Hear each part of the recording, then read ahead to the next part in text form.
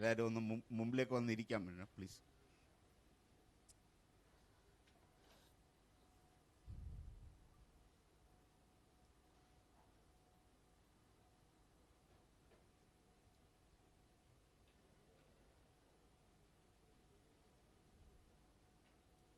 Good morning, everyone. Welcome to Crafting Karakutam, the road to 2036.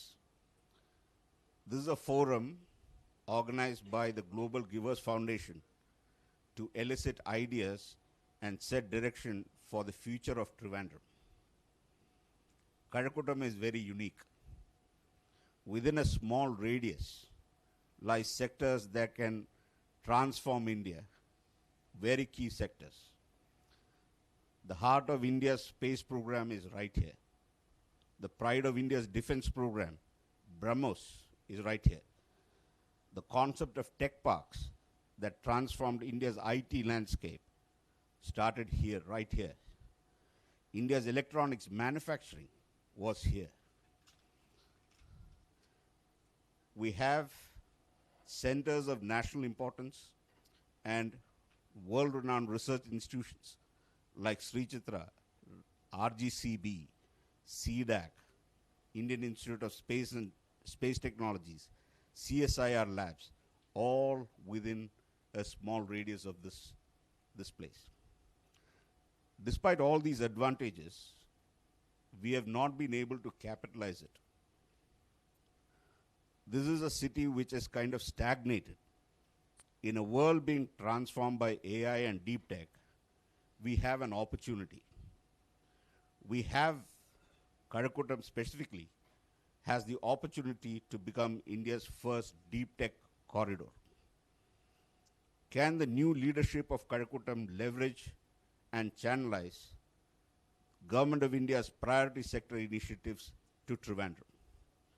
To discuss this with Sri V. Muraleedharan, former Minister of State in the Modi government, and the hope of Karakutam, we have Sri Raghunathan Nair, the prominent face of Trivandrum's industry and business.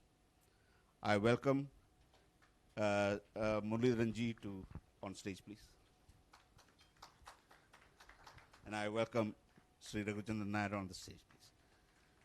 The format of this will be a Q&A discussion between these eminent personalities, and it will be open to the audience after the discussion.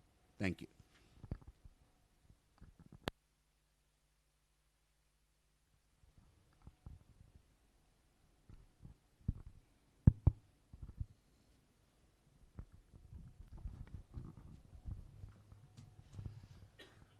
Good morning to all of you.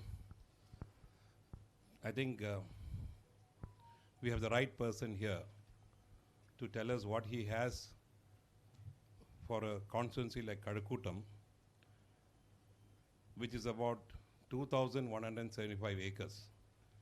When you say Karakutam, it's about 8.75 square kilometers, and it covers about 2,175 acres. Is maybe slightly smaller than the bigger plantations you have in Kerala. A plantation will be about 2,000, 3,000 acres. A Karakutam is as big as a plantation. And as you know, it has got the highest density, almost touching 4,000 people per square kilometer. That is the population in this place. And he's got an electorate of about 1.82 lakhs of people who are going to be deciding the fate of this constituency.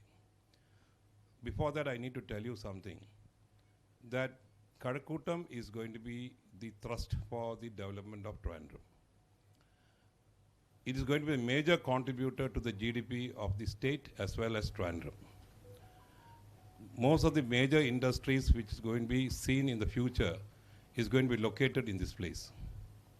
Whether it's going to be IT, whether it's going to be data centers, whether it's going to be defense-related defense-related research centers, or whether it's going to be space-related units, healthcare, and all these things are going to be located or probably being located here. Already steps have been taken.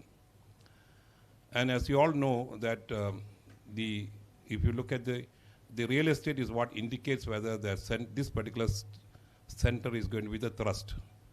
We have almost about 8,912 units being sold here in this year. This particular Kadakutam is about 12 lakh square feet is being built here in Kadakutam in the coming, already started and probably on the anvil, and also the work is going on, which indicates that this is going to be the new Trivandrum. And this is going to be the, as you are sitting on the right, you are sitting on the bypass road, which is going to be the growth center, or you call it an IT corridor. I will say that it's an economic corridor also, similar to what you see in Vidinyam. This constituency must be led by people who have a vision for this constituency. Whether it's going to be Sri V. Muraleedharan or from the UDF or the LDF, the people who get elected must have a vision that this constituency is very important for generating jobs and bringing revenue to the states. So here, the important thing which we like to hear from Sri V. Muraleedharan is that the ecosystem of this place is known to everybody here. All of you are from this place or probably know what this place is all about. What is his vision as far as Kadakutam is concerned? Because let us leave politics apart, because politics should not be the spoiler for the development.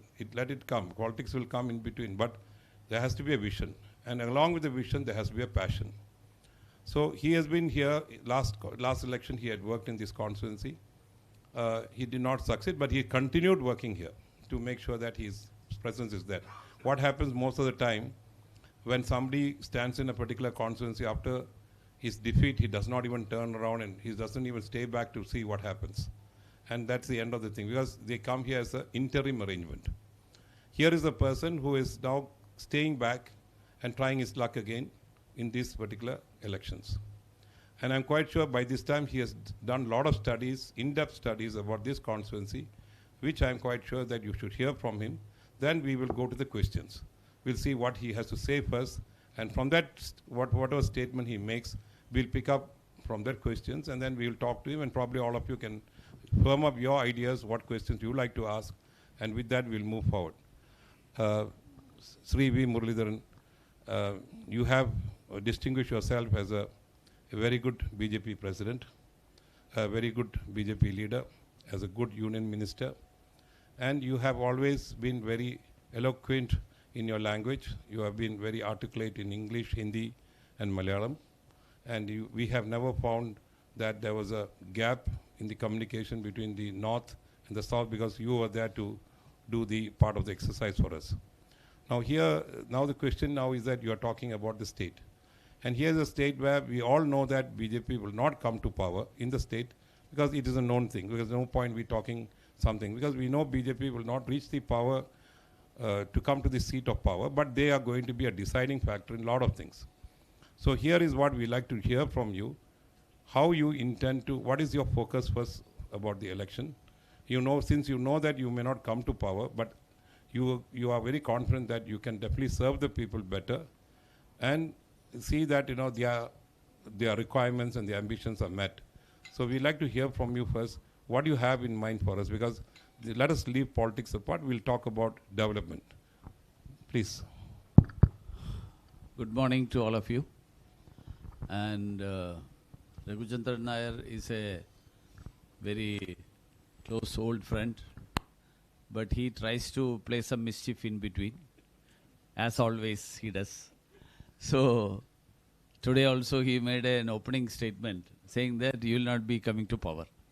So means elections are almost 4 or 5 days away. Not 5 days. Today is 4th. 9th. So 5 days away. And this election I see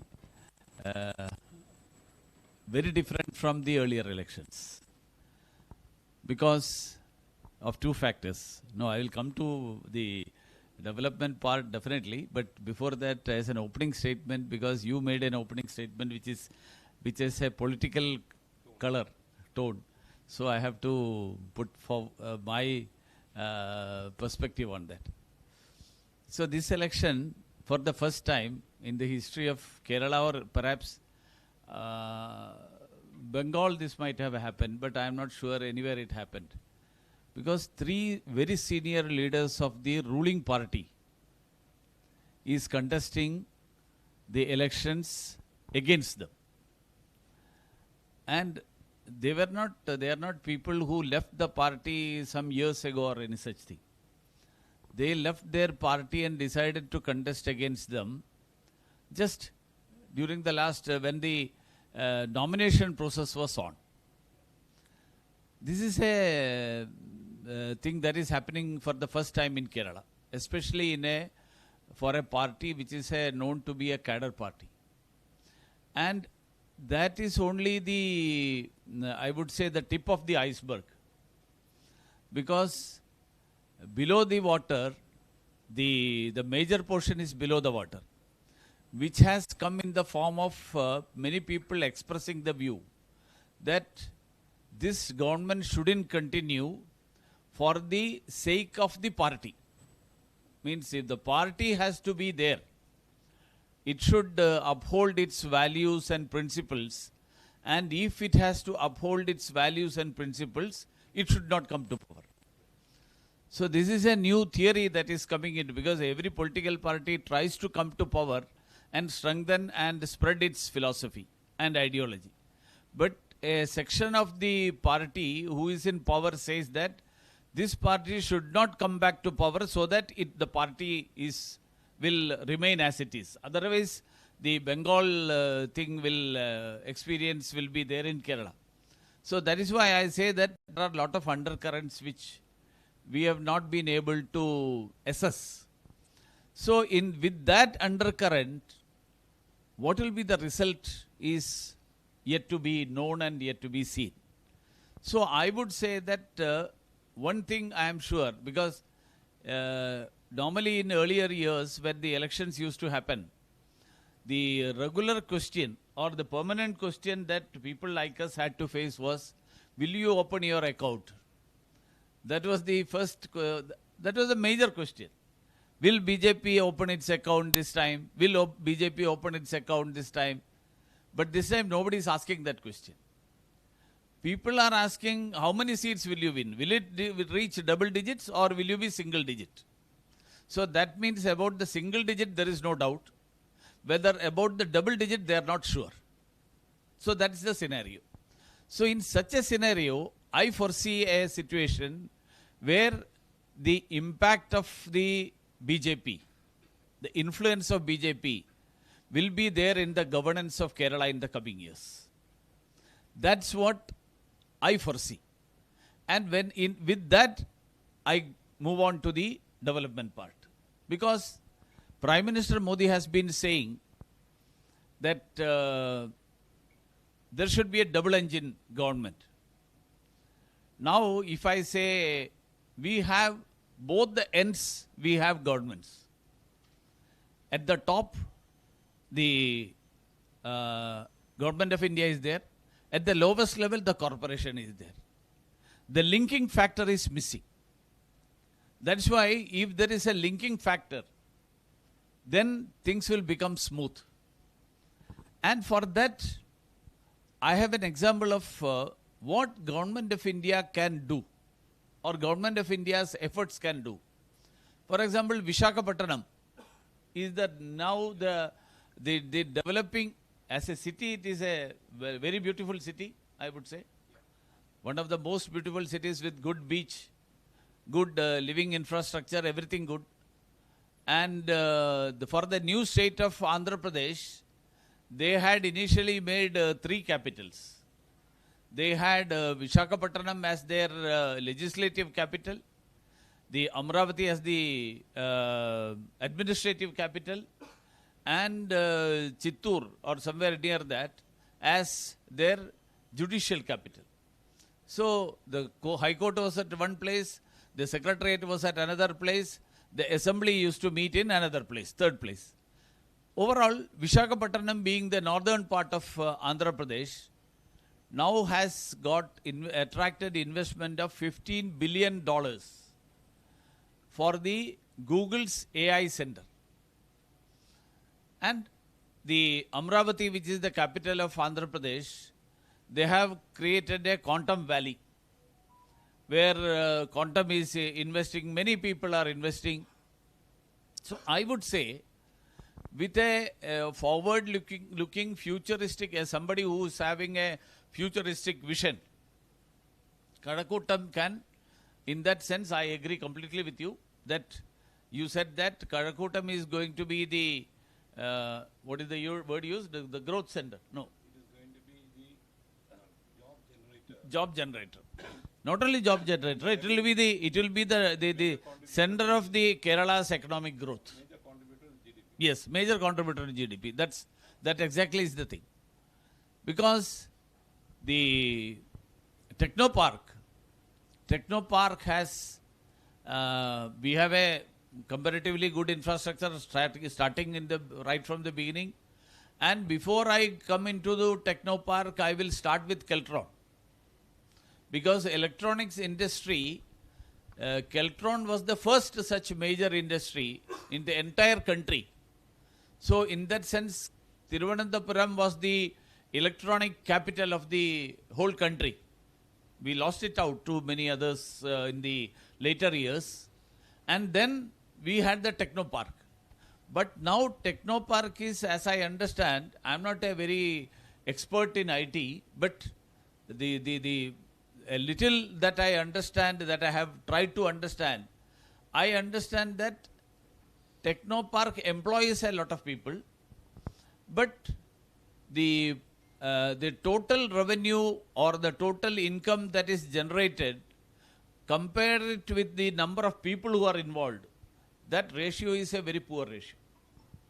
High value products and high value income generators, that has not yet come to Technopark. And Technopark has not been able to attract such people. Recently I came across a person, some people, who are into deep tech. And I saw a small instrument. I was really surprised. They showed me this small piece which is a chip which will have the data memory. It will be somewhere around 10 lakhs or 20 lakhs. That is the cost. And 30 people are working in that firm and they are creating such a big investment, such a big business. So per capita generation of the total value, that is very high. So we need to focus on such deep tech initiatives. So because the other day we had a discussion on IT, prospects of IT. So many people who are in the IT sector were saying that there is a saturation level that is come now. Because now we cannot grow beyond. Many companies have stopped recruiting, and what further can be done is not very clear. So now the government of India is making lot of initiatives. Prime Minister, every time he goes to US, he holds discussions with major IT firms of US. Most of them are Indian origin people who control that. And when they come to invest, Kerala is not in the priority list. Why Kerala is not in the priority list? Because political initiative has to be more aggressive. Political initiative doesn't mean that political parties should conduct agitations. Political initiative means political leaders should understand this technology, understand the importance of this, and then make the necessary moves. And investors who come should feel safe and secure.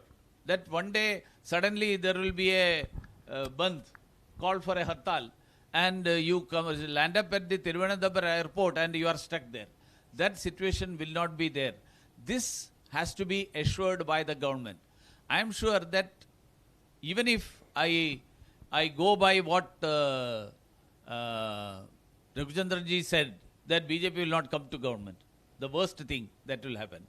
Then also, I feel that the presence of BJP in the assembly, that will create an atmosphere that will impact the whole governance of the state. Because Prime Minister Modi is Modi's politics is politics of performance. He does things and proves and shows to the others how it can be done. So IT sector can play a major role, but not the way it is being done now. We have to go for AI, we have to go for deep tech areas, and then find collaborations with world level companies, and then find how with the number of people who are here, the value that they will be generating, which will be much higher than what it is, which will definitely substantiate your point of the front engine of the Kerala's economic growth will be Karakotam. Accepted. But my point is, all of you know that when I said I did not want to be, I thought I should be transparent, because I'm not saying that because they are not going to come to power. The fact is that, yes, single digit, you may make it, but double digit is too far away a dream, number one. But at the same time, you are paving the way for a new era of political scene in the state. There's no doubt about it. Because that is what we all, as a business people, look at it. Because we are more bothered who is going to come. We are not looking at LDF or UDF or BJP. All those here sitting here wants to see that you want to see the state prospering. You want the people, you want our boys and girls who are working abroad to come back. There must be a reverse migration here. We want them to come back. Now, with the Gulf War and with what is happening there, we have a very beautiful chance of attracting investments into Karakotam. Okay, there's a fear that people say artificial intelligence will displace about 30% of the jobs, which I don't think really is, because we're talking to the experts, they say not really. But at the same time, data centers are going to be very important. It's going to come here. And Government of India has come out with a very beautiful budget this time with the data centers giving tax holiday till 2047. We should attract, we must go and chip in for it. Like he said, there's a perception that Kerala is not investor friendly. Maybe the Chief Minister and everybody is trying their best to bring that, to change that perception.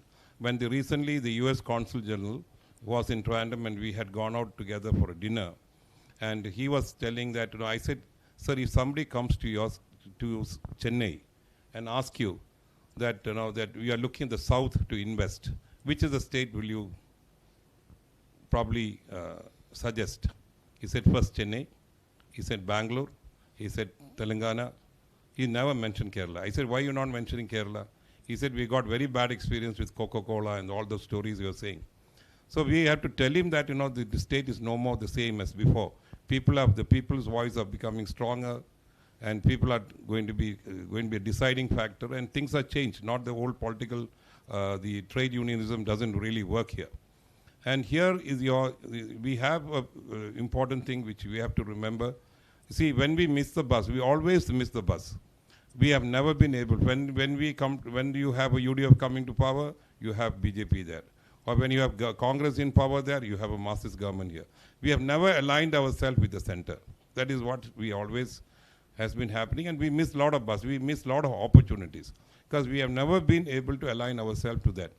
But when we have legislators who are going to come into the assembly, no doubt they can definitely use their personal officers and try to bring in. Now, since you have seen the corporation now, it's gone to the BJP, and we find that their budgets have been done, and a lot of things are being taken from the center as a help.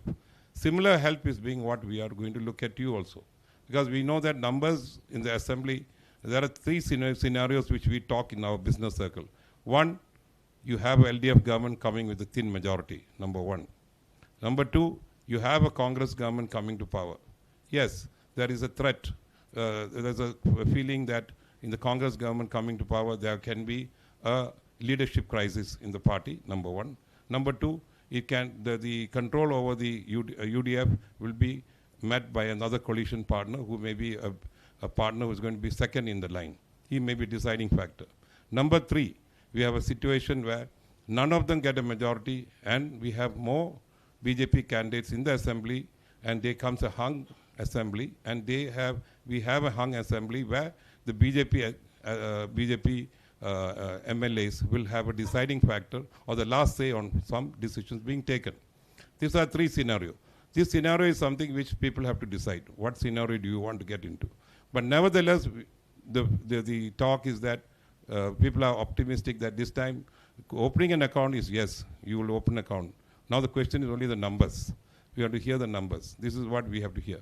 But we want to know that even despite not being in power, what can you do for the constituency? So assuming that you have won the election and you become MLA of Karakuttam constituency, you may not get the patronage from either the government, because except for your MLA funds, which you can get from the government. Other than that, you may not get anything else. Even if you try to put something into the budget, they may not include it, may include it, that's a different matter. But in what way can you influence the center and bring in projects into this place? And in what can you do to do that? In what way? Because assuming that you don't have the state government with you, but without a state government, what will you do as an independent MLA to take it up with the center, and can you bring it directly, or it has to be routed through the state government? Because if it's routed through the state government, we want to get it. But how will you do projects here if suppose you come in as an MLA and you want to do a lot of things, you want to bring new companies here, you want to bring new, will you lobby and go out and bring companies down here to invest? Because that doesn't require state government's approval. Because you can bring in projects from outside, because with your influence, like Dr. Tharoor did for Oracle and all that he did during those days. And similarly, because now 1 crore square feet of building is going to be constructed in this place. Taurus is coming with the next building. The Brigade Group is coming with the World Trade Center, which is 20 lakh square feet with a hotel and a thing. And altogether, the development by TCS and everything, the total number of, the total area of being constructed in the next 2 years is 1 crore. Which means we have got more than 150 to 200 companies in the waiting list, and they want to come here. Jobs are being generated. We now have 1 lakh jobs, near to 80,000 to 1 lakh. The revenue being earned, like what he said, we have not, but the revenue being earned from the Technopark is 1 lakh, 1 lakh crores per year, of which 50% comes from Trivandrum. Trivandrum is a major contributor. So we want to hear from you. We want to hear that you are being an MLA here, and you know the state government is not going to be supportive.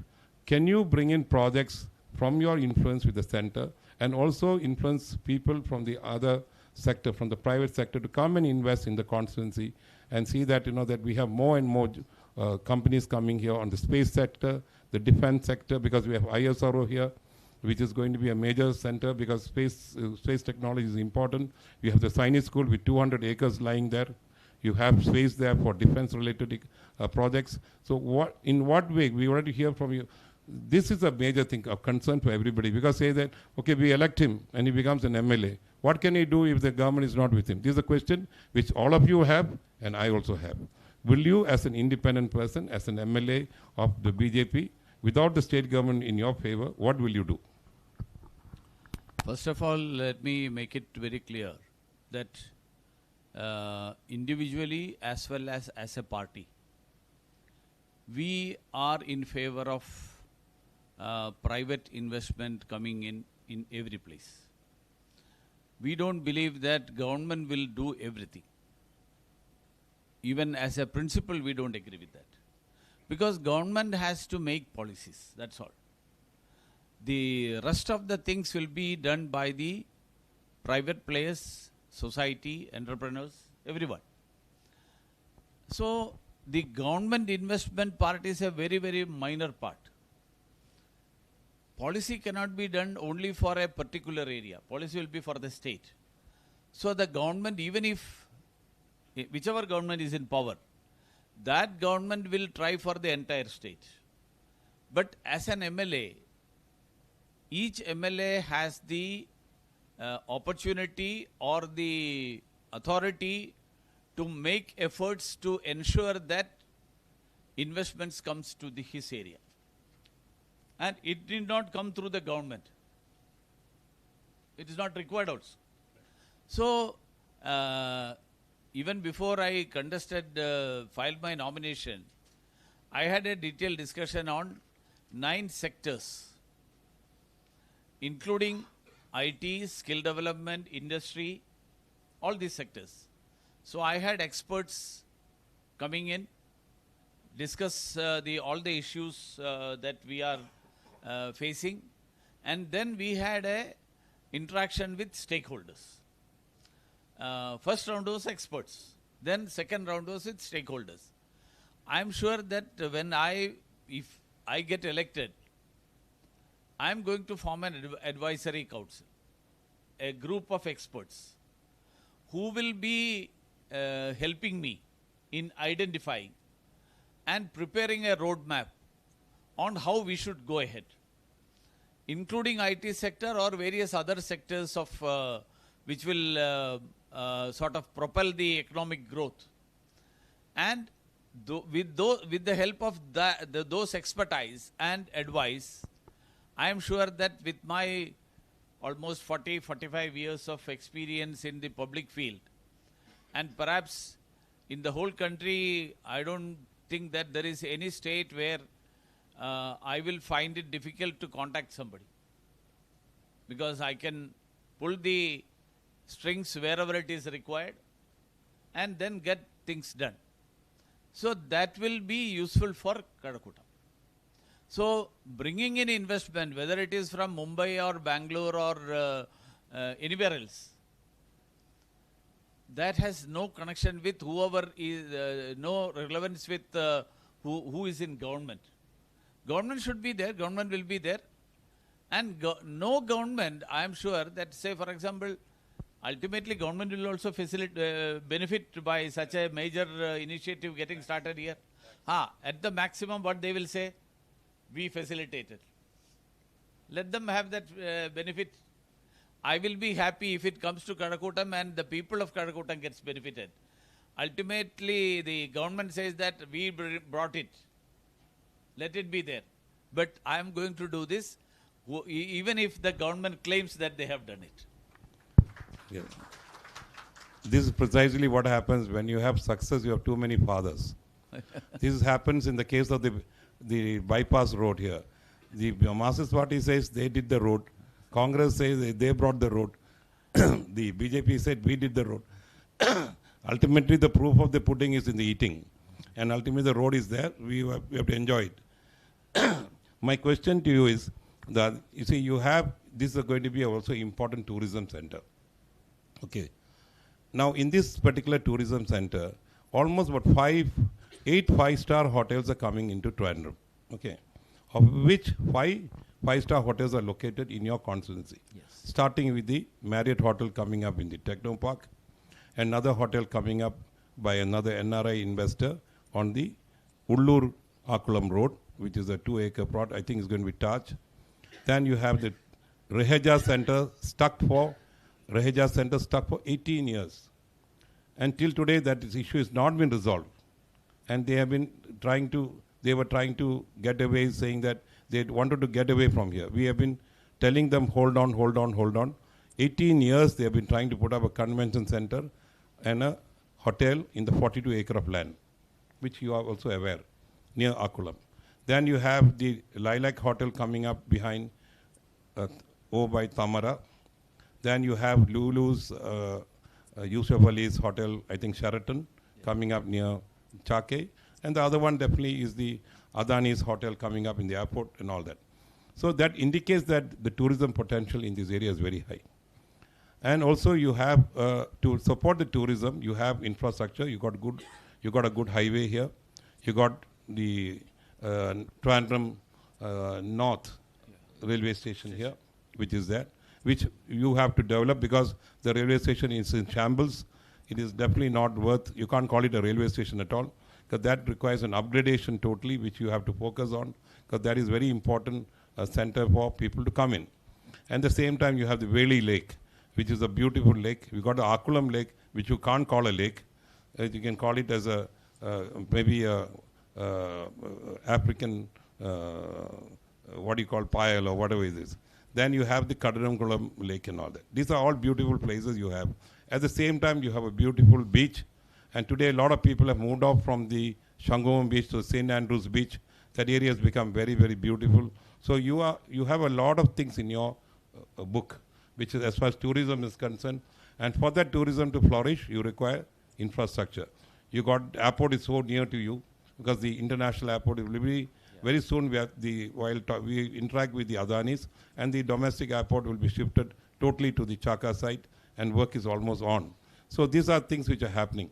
At the same time, we're going to have, they have brought in Vande Bharat. Now the problem here is that what we understand from the railway, the saturation level of the railway track is more than 100%. It is 110%. So Alleppey, you need to get a Kayankulam automatic signaling system, and the Alleppey Ernakulam doubling has to be completed. But at the same time, most of the trains are going to start from Veli.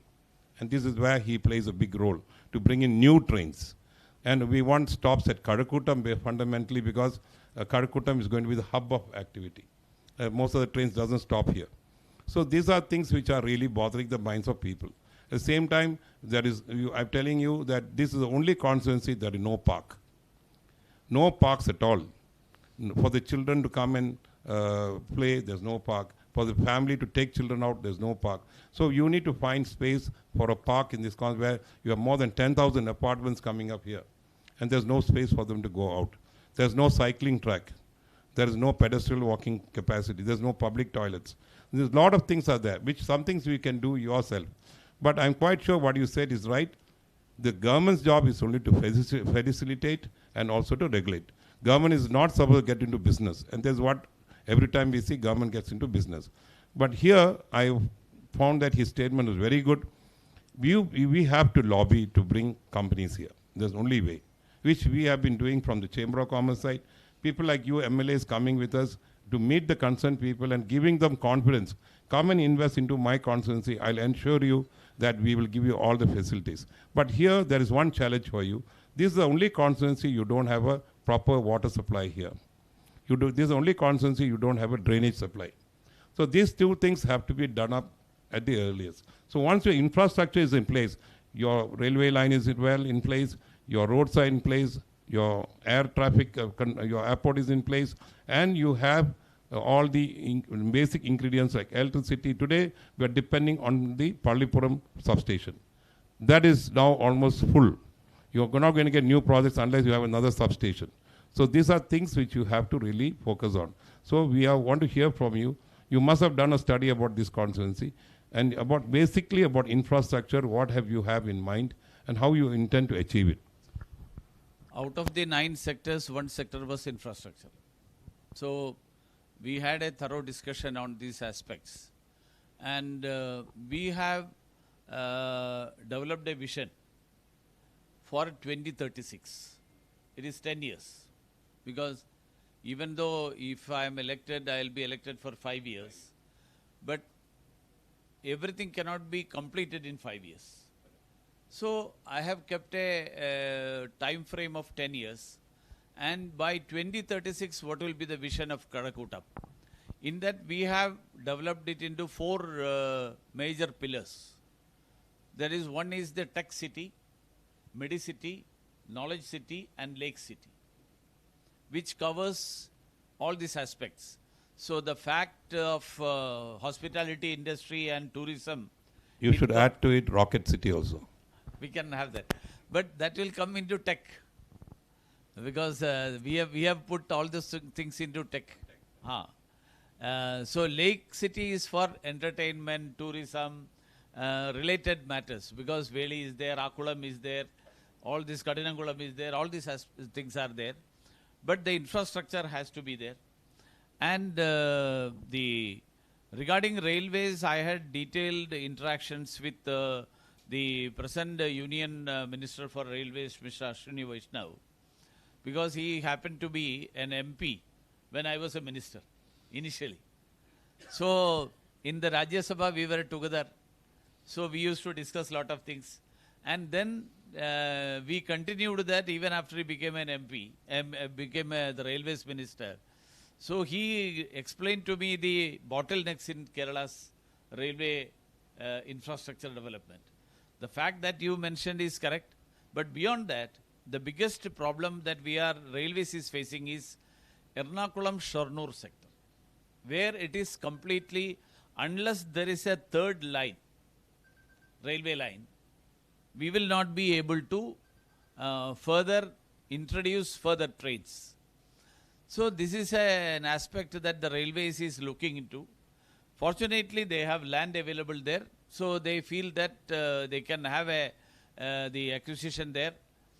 And recently, when he visited Kerala, we had the opportunity to show him the Cochin airport. So then he said that we can have a station in next to Cochin airport. People can straight away come to Cochin airport station and board the trains to whichever place they can go.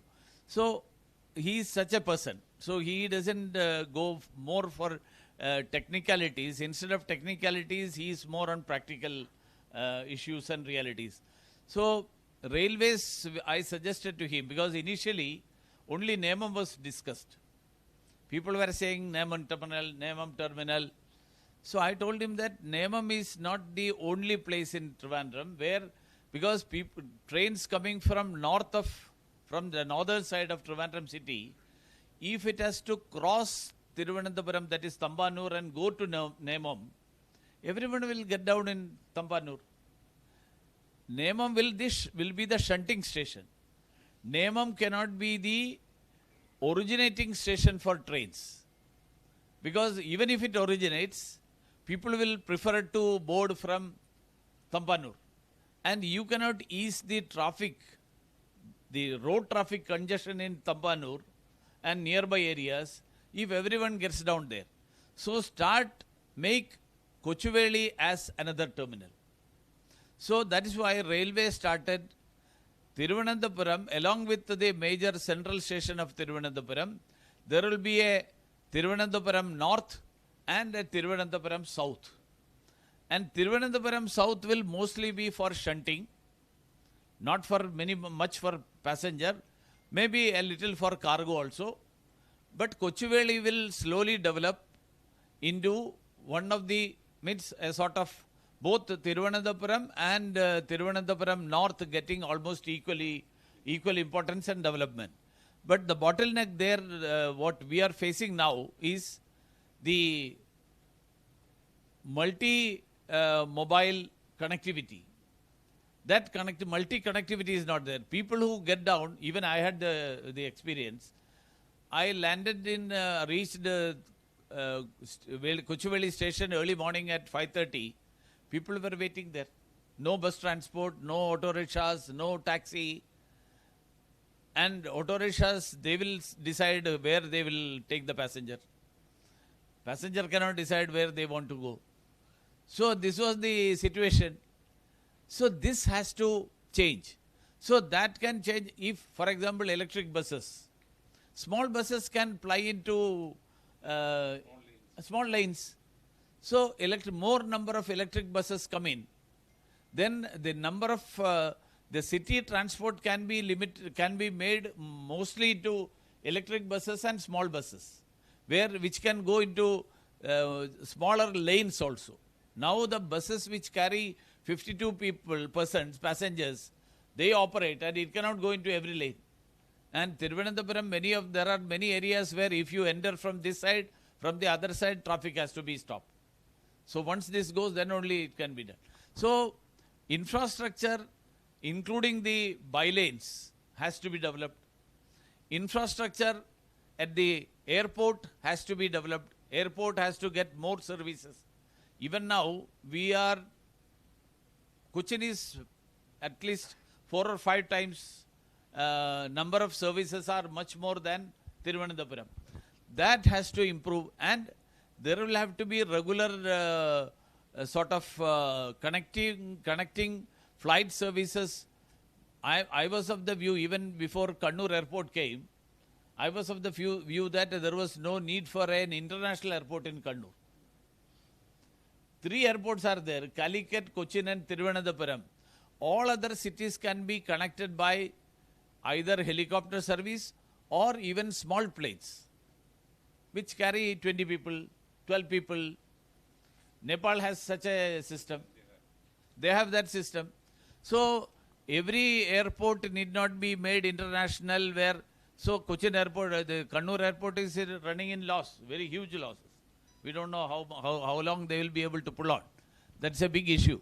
So Thiruvananthapuram, Cochin, naturally these two will be the major hubs. And from here, the entire state can be connected.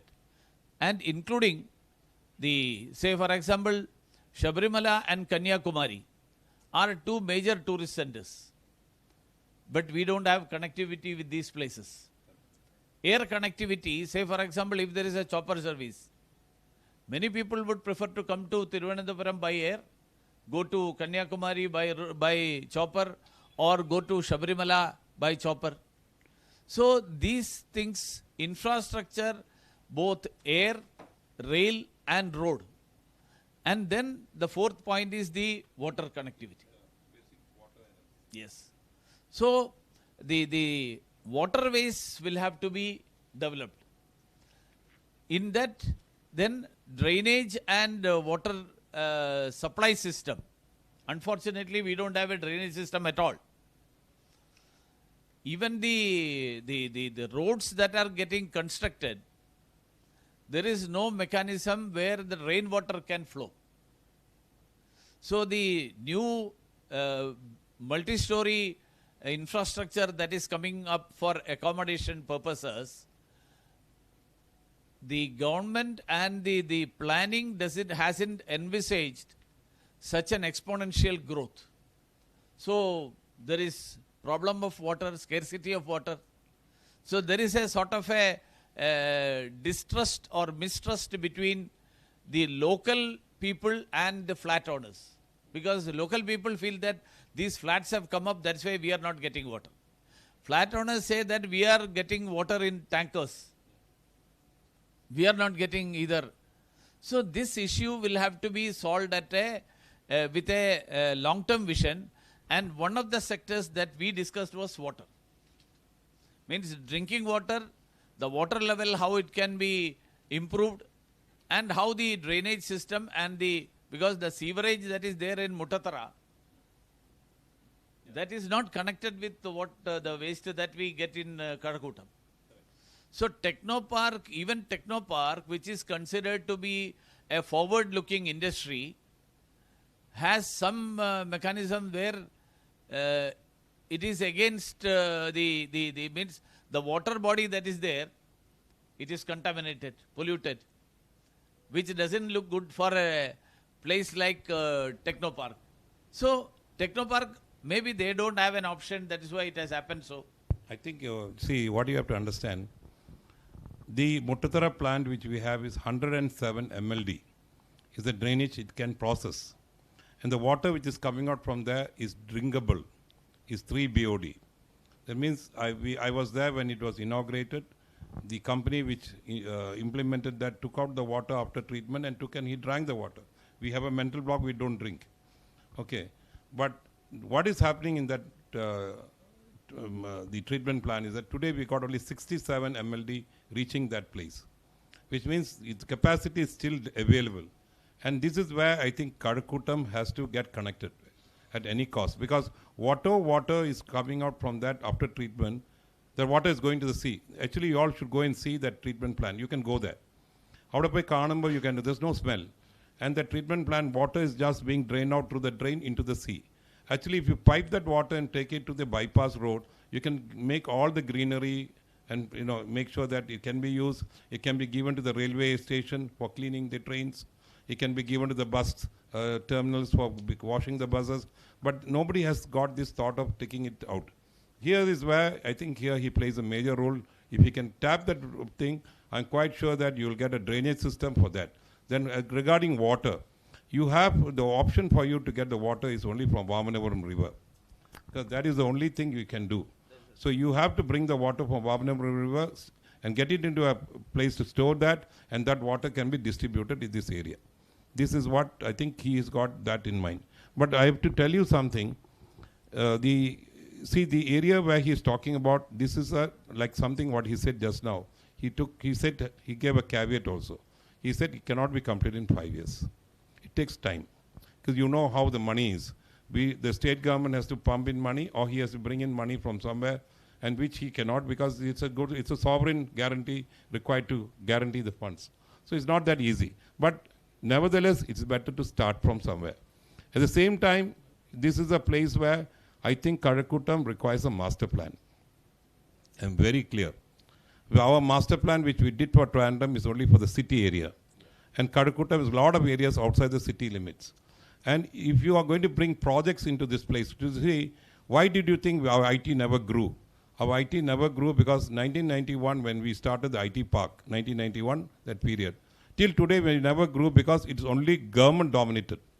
It was not driven by private initiatives at all. What you see in Bangalore, what you see in Chennai, what you see in Hyderabad, all IT parks are done by private companies. Whether it's Prestige or Brigade or Embassy, they were doing the IT parks. So if you want those companies to come here, you must have a master plan, number one. Number two, you must have land. What happens to Kerala today? I'm sitting in the Chamber of Commerce. Every day I'm meeting people. People are willing to come and invest in Vizhinjam. And the first thing they go to the Vizhinjam office or the Vizhinjam VSIL, what they call a Vizhinjam International Seaport Office. They are told that there's no land. And straight away they go to Tamil Nadu where 5,000 acres is already there. Okay. So we should not miss the bus this time. So Vizhinjam, as far as Karakutam is concerned, the duty of the MLA is to do a mapping of the available land in this particular constituency so that when you talk to somebody, yes, we have land, you can invest here. We must have a map. And this is what we look at it. So this is something which you have to do. A master plan for this place is very important. And this is something we want to hear from you. What do you have in your mind about the master plan? Of course, I agree completely. What I have in mind is not only a mapping of the area, but of the resources also. So an entire mapping, because we have mostly many of the residents associations are there. Each residents association with their participation and their involvement, we can do an expert mapping of the resources, not only the physical resources, but human resources also. So with that, if we are able to create a marriage between these two, then naturally the human resources that are available and the physical resources that is there, both can come together and create wonders. That's my idea of development. So when I go to, even now when I go to various places, yesterday, it's really painful to speak about that. It's just not even 1.5 kilometers from here, just behind the Greenfield Stadium. I happened to go to a house, means I cannot say consider it as a house. It has not even thatched roof. And a family was staying there. So that is the situation. It's not that government doesn't have schemes, but somehow all these things gets missed. So that's why the need of the people as well as the potential of the area to grow.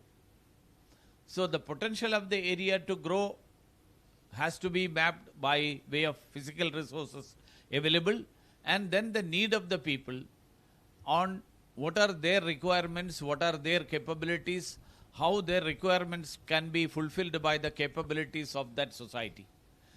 So I consider that the government has only a role of a facilitator and as a policy maker. Rest of the things, if the society comes together, can do it.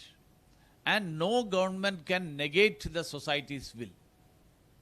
Irrespective of the political thinking of that government, if the society comes together and demands, nobody can stop it. That happened in the international airport. That happened in many other things. Yeah. Government was not willing. Government was even a bit opposed to that. Making the Trivandrum airport, managing that job to the private place. Privatizers, yeah.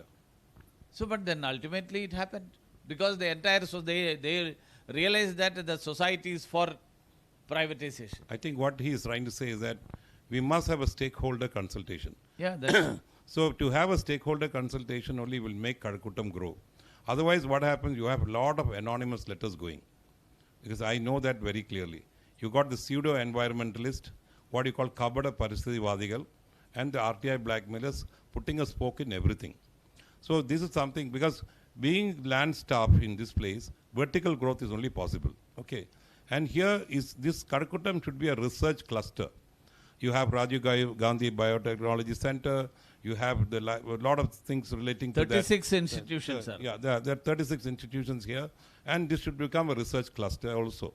And here, I think you must understand, the government is coming up. The government has passed a private university bill. I think the governor has to approve it. Because as it is, you must know the universities in Kerala or the colleges in Kerala is the breeding ground for unemployment. Because unemployment is being generated because of obsolete syllabus and obsolete stuff. So new universities and new private universities, deemed universities, and everything has to. And Karyavattam campus is here. He has got a major role to make sure that the syllabus also has to change. You Jambo and the nobody is going to get any job. Okay, there is a mismatch between the job available and the people available. There's unemployability is very, very high. This is what is happening. The job is there. If you got, for example, I can tell you 35 lakh migrant laborers or 40 lakh is working here. 42,000 crores is what they're transferring to the respective states. And 25 lakh is the unemployed people here, which means job is there, people are not willing to work. The total mismatch is there. So we must ensure that we must make sure we upgrade the skills of the people coming out from these colleges, which is just, he's got Marion College, he's got so many colleges here. Yeah. So he should try to bring the education up, because education coming up will bring up more manpower available for these people, talent for people who are going to invest here. So this is what his major challenge is going to be, which he has to make sure that is done. I'm quite sure he's focusing on that. And also the other two things, which, because you need to talk about education also, another two thing is, Kadakuttam should be the sports hub of the Trivandrum district. You are having a greenfield stadium here. It is falling into parts.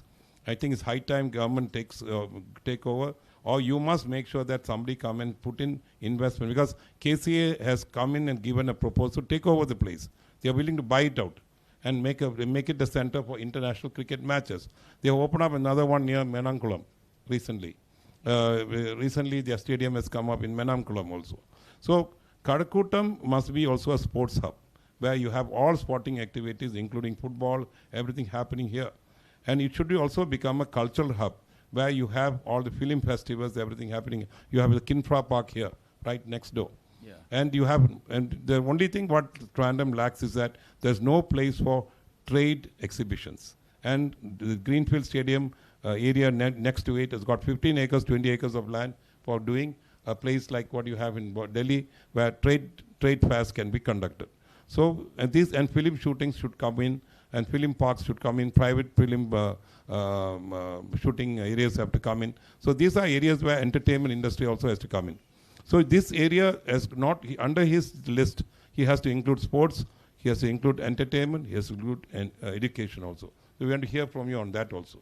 See, both these sectors, it already figures in my list of things.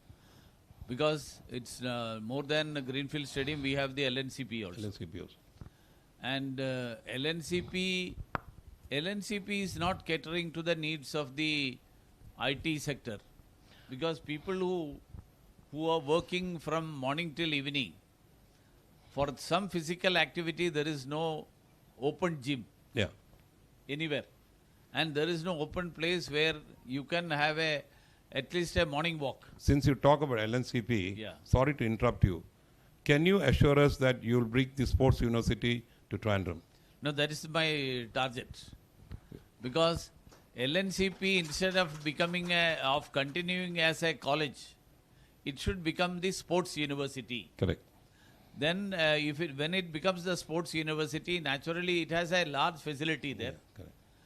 But practically being utilized only for the Indian teams who does their coaching there. Final coaching.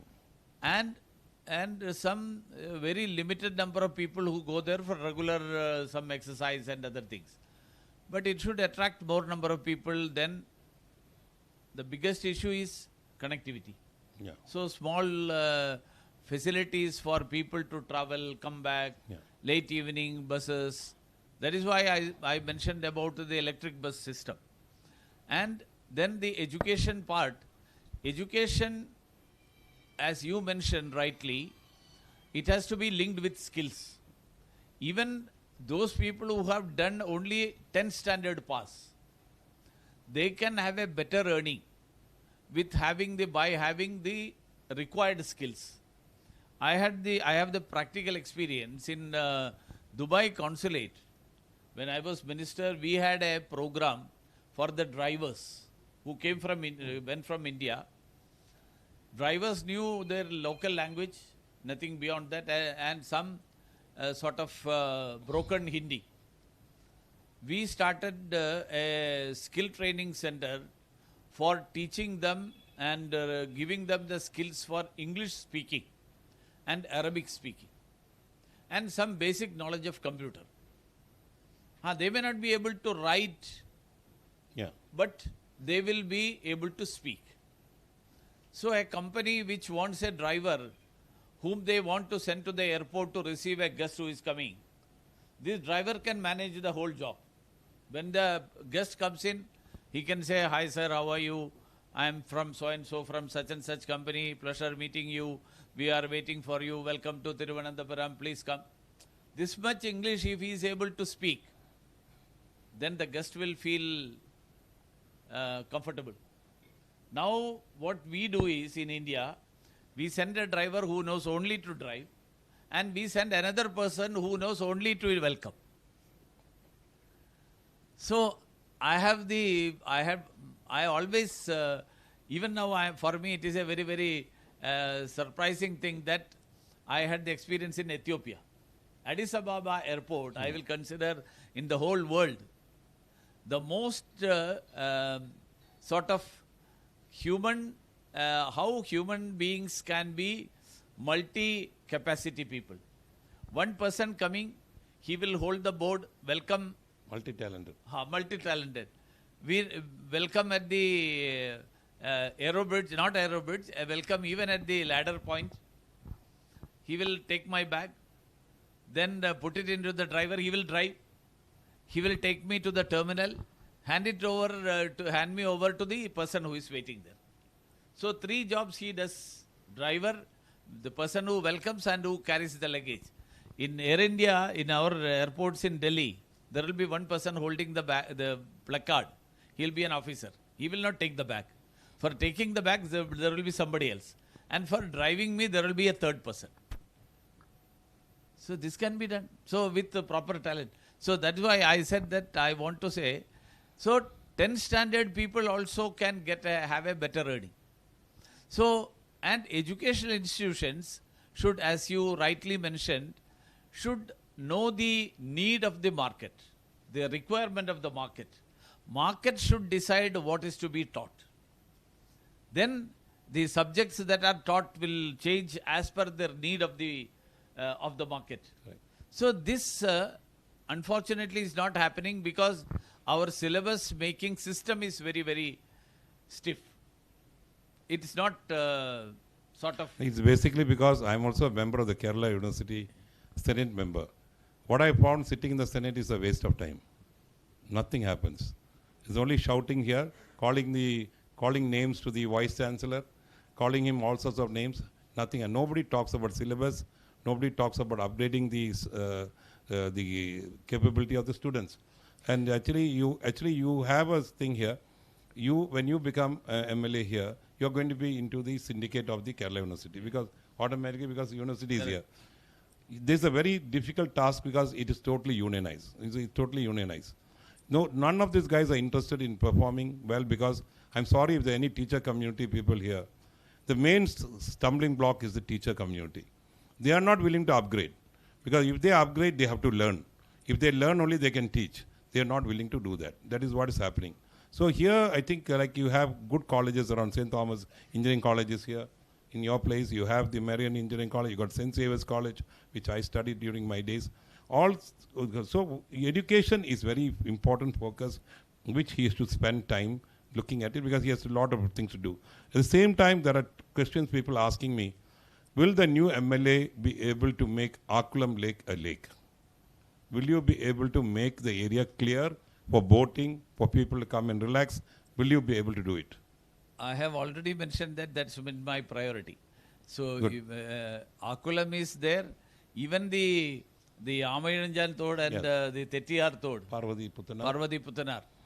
These are all things which are lying as it is for the last more than 3 decades. Nothing has improved and it is creating problems for the people also.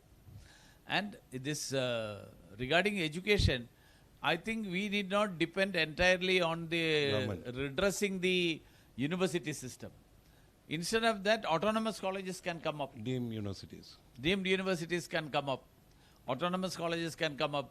Finishing schools can do a lot of jobs. We got the Asian School of Management here. That's why all these things can play a major role in fulfilling these issues. So definitely I'm very hopeful about that. We are coming to the final, and I got 3 questions which is very important. Metro is not happened in Trivandrum. Okay. Everybody is concerned about the metro. Invariably, we talk about alignment, not alignment. We talk about Cochin Metro Corporation saying one alignment, and we keep on talking. This alignment business keeps on going every day. Until today, metro has not happened. But time that metro has to come in.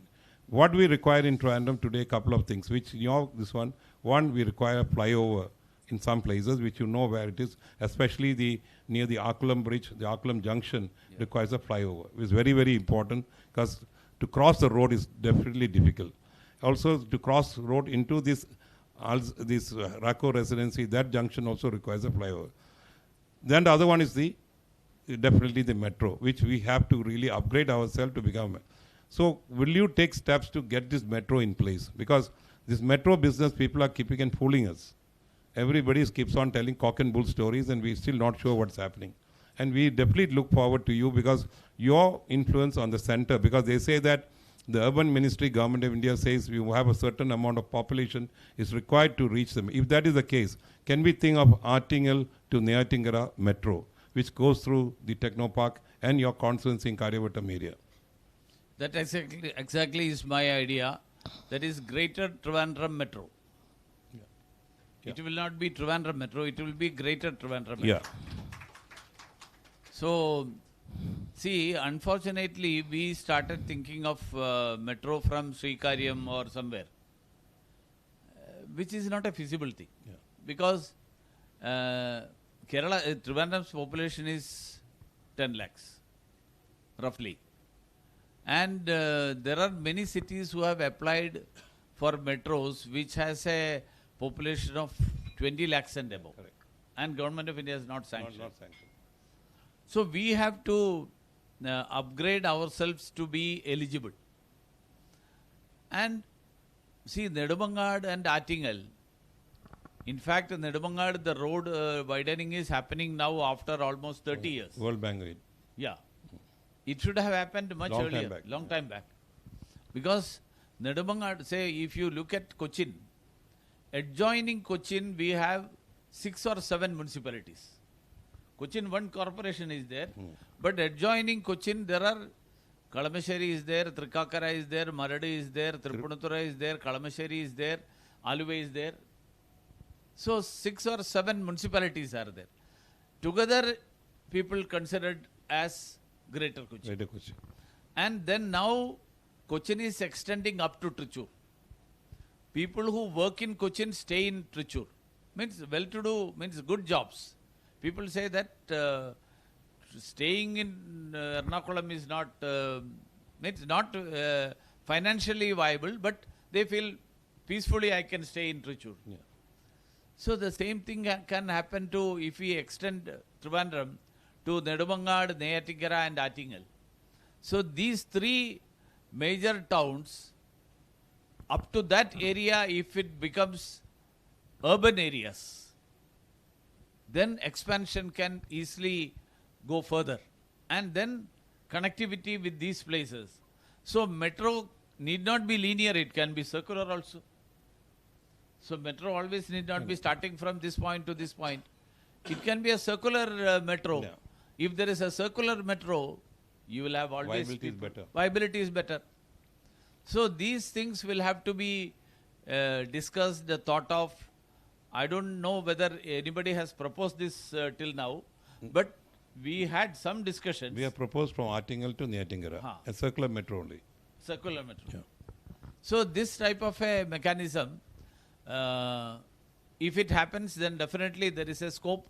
Otherwise, it's very difficult to go ahead for. Another area thing is that I think the buses have to move away from Tambanur and come to long distance buses. And actually, Karakuttam should become the base for long distance buses. So that will take away the traffic away from the city, and also long distance buses, which includes private buses, must take off from this Karakoram constituency, which you have to play a big role in that. And at the same time, you also said that we are talking about when we talk about the metro also, when we talk about the metro, it is the numbers which matters, okay? Because will you support, the two questions which I like to ask you, it's a very sensitive question. Number one, will you take steps to bring a High Court bench to Trivandrum? Number one. We are not saying a new bench. We are talking about a restoration of the bench. The bench was there till 1958. 1879, the bench came in, and till 1958 it was there. One fine morning, the judge gave the pronouncement, from tomorrow we are not sitting in Trivandrum. So the bench continues to be here. Will you get your influence in Delhi to restore the bench back in Trivandrum? Number one. Number two, will you take steps to brand Trivandrum Greenfield Stadium as Trivandrum Stadium, Trivandrum Techno Park, Trivandrum Techno City? Because everything in Trivandrum, people don't name it after Trivandrum. They don't like to name it in Trivandrum. They call it Pallipuram, they call it Karakuttam, they call it Karyavattam. Will you call it Greenfield Stadium, Karyavattam, Trivandrum Techno Park, Karakuttam, and Trivandrum Techno City, Pallipuram? Because branding of Trivandrum has to come, this must be given priority. This is not happening. So these things are very worrying to the people of Trivandrum, because Kochi, the Info Park is known as Kochi Info Park. The shipyard is known as Cochin Shipyard. So everything relates to Cochin, they name it after Cochin. But Trivandrum invariably does not get this benefit. Will you take steps to do that? Definitely, because see, that is why I said that Kochiveli and Nemam was changed to Trivandrum North and South. Yeah. That is why, because people from outside Thiruvananthapuram or Kerala will not be able to identify whether this place is in Thiruvananthapuram or not. So that's why that will have to have one single brand.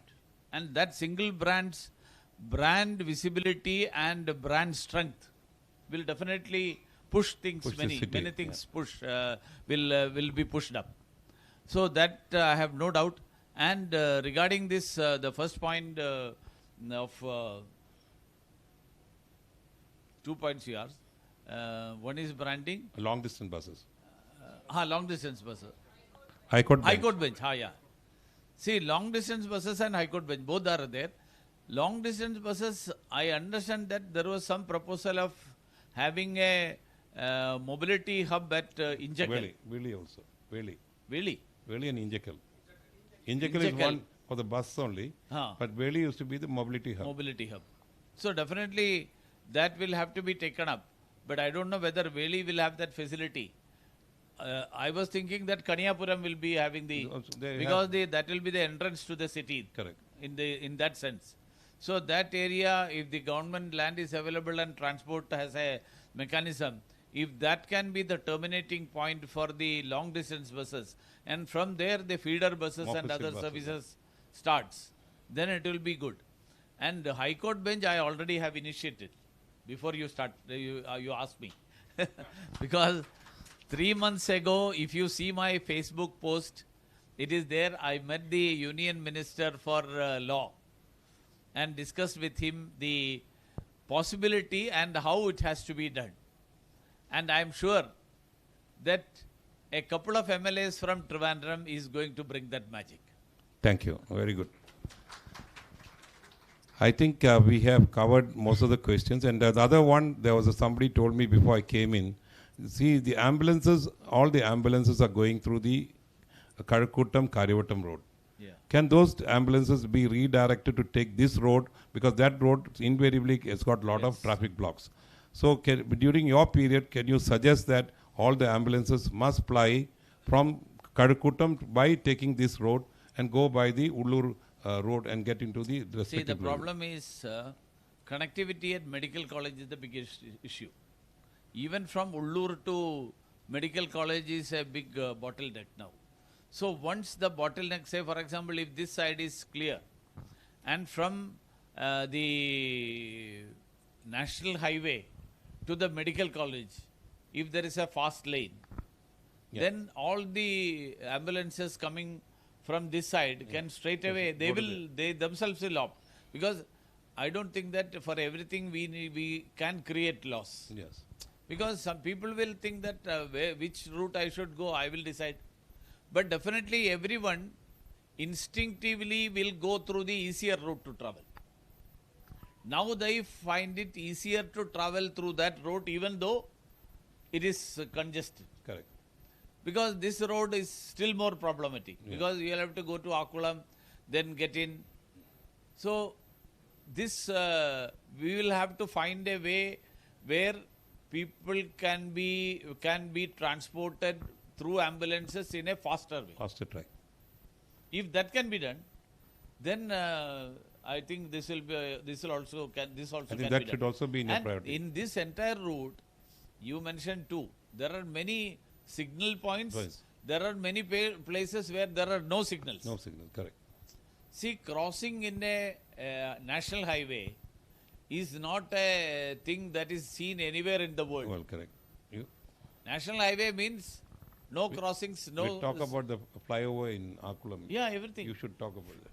Flyover at Akulam, wherever it is required, the national highway should create mechanisms either to have an underpass pass so that the crossing line can be through an underpass and that the traffic can go either on pillars ROB, or something like that, road overbridge. And really we need to have a flyover. Yes. The Valley station. Valley station, yeah. That also you have to take that into account. Correct. I think now we have come. We'll open the floor to all of you. Please shoot your questions to him.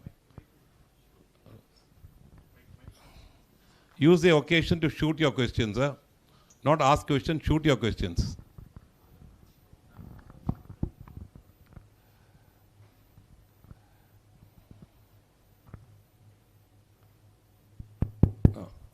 Make your question very short and so that the others can also, you make your questions more short. Okay. Let me introduce myself. Yeah. I'm Dr. Vijay Kumar. I'm a scientist. I was working in Abu Dhabi. Abu Dhabi government. So I'm retired now.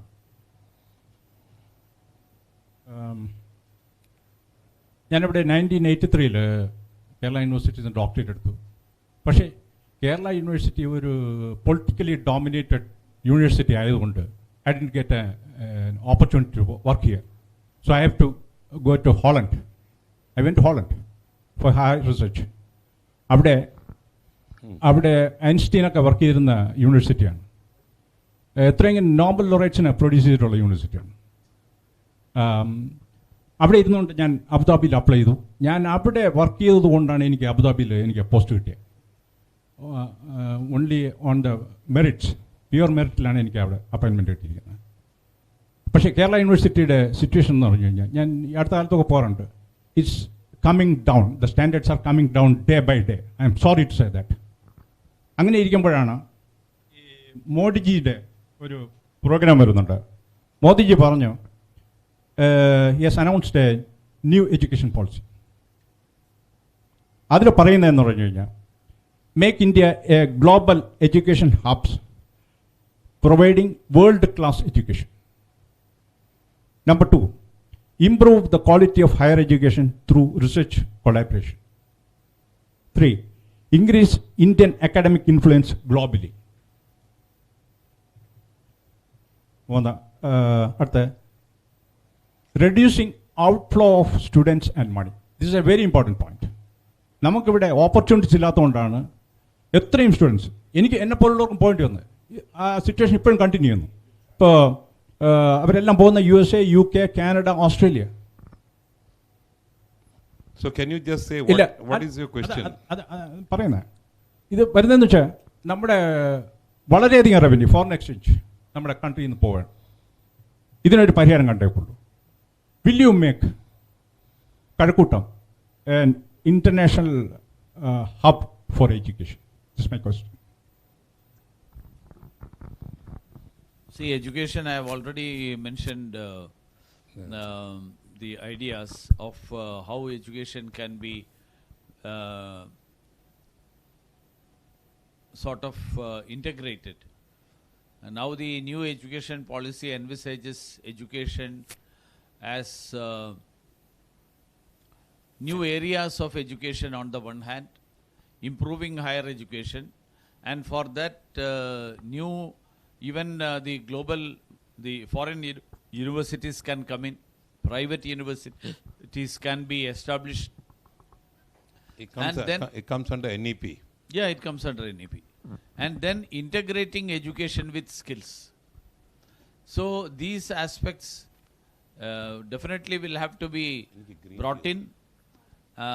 Somehow the problem is, as he mentioned, Raghujandranji, that lot of the unionization of education, the student unions as well as the teachers unions, they do more of things which are not the requirement of the academic community, but for various political interests. That's where the issue is. So this will have to get redressed, and then efforts will have to start. That's why students are not prepared to study in the educational institutions of Kerala. So that's why I suggested that autonomous colleges can come, more deemed universities can come, and slowly people also will realize that we need to change ourselves. Then Kerala University also can go ahead. Next so question. I'm sure that that will be done. Yeah, your question. Doctor APS Nair, Kazhakkoottam ജനകീയ വികസന സമിതി എന്ന സംഘടനയെ പ്രതിനിധീകരിക്കാൻ പങ്കെടുക്കുന്ന വർഷങ്ങളായിട്ട് ജനകീയ വികസന സമിതി ആവശ്യപ്പെട്ട കുറേ ഡിമാൻഡ്സ് ഉണ്ട്. അതിൽ ശരിക്ക് കഴക്കൂട്ടം താലൂക്ക് എന്ന ഒരു അഡ്മിനിസ്ട്രേറ്റീവ് സ്ട്രക്ചർ ഏതാണ്ട് 30 വർഷത്തിലധികമായി ആ കാലഘട്ടത്തിലുള്ള MLA സഹിതം താല്പര്യമെടുത്തിരുന്നതാണ്, പക്ഷേ നടപ്പിലായിട്ടില്ല. ഏറ്റവും ഒടുവിൽ ഉമ്മൻചാണ്ടി ഗവൺമെൻറ് കാലഘട്ടത്തിൽ കാട്ടാക്കട താലൂക്കും മറ്റും രൂപീകരിക്കുന്ന അവസരത്തിൽ കഴക്കൂട്ടത്തിൽ നിഷേധിക്കപ്പെട്ട ഒരവകാശമാണ് കഴക്കൂട്ടം താലൂക്ക് എന്നുള്ളത്. അങ്ങനെ ഒരു താലൂക്ക് രൂപീകരിക്കപ്പെടുകയാണെങ്കിൽ വിവിധ സ്ഥാപനങ്ങൾ, നമ്മുടെ ജനറൽ ആശുപത്രി സഹിതമുള്ള സ്ഥാപനങ്ങൾ നമുക്ക് ഈ പ്രദേശത്ത് കിട്ടും എന്നുള്ള ഒരു പ്രതീക്ഷയും കൂടെയുണ്ട്.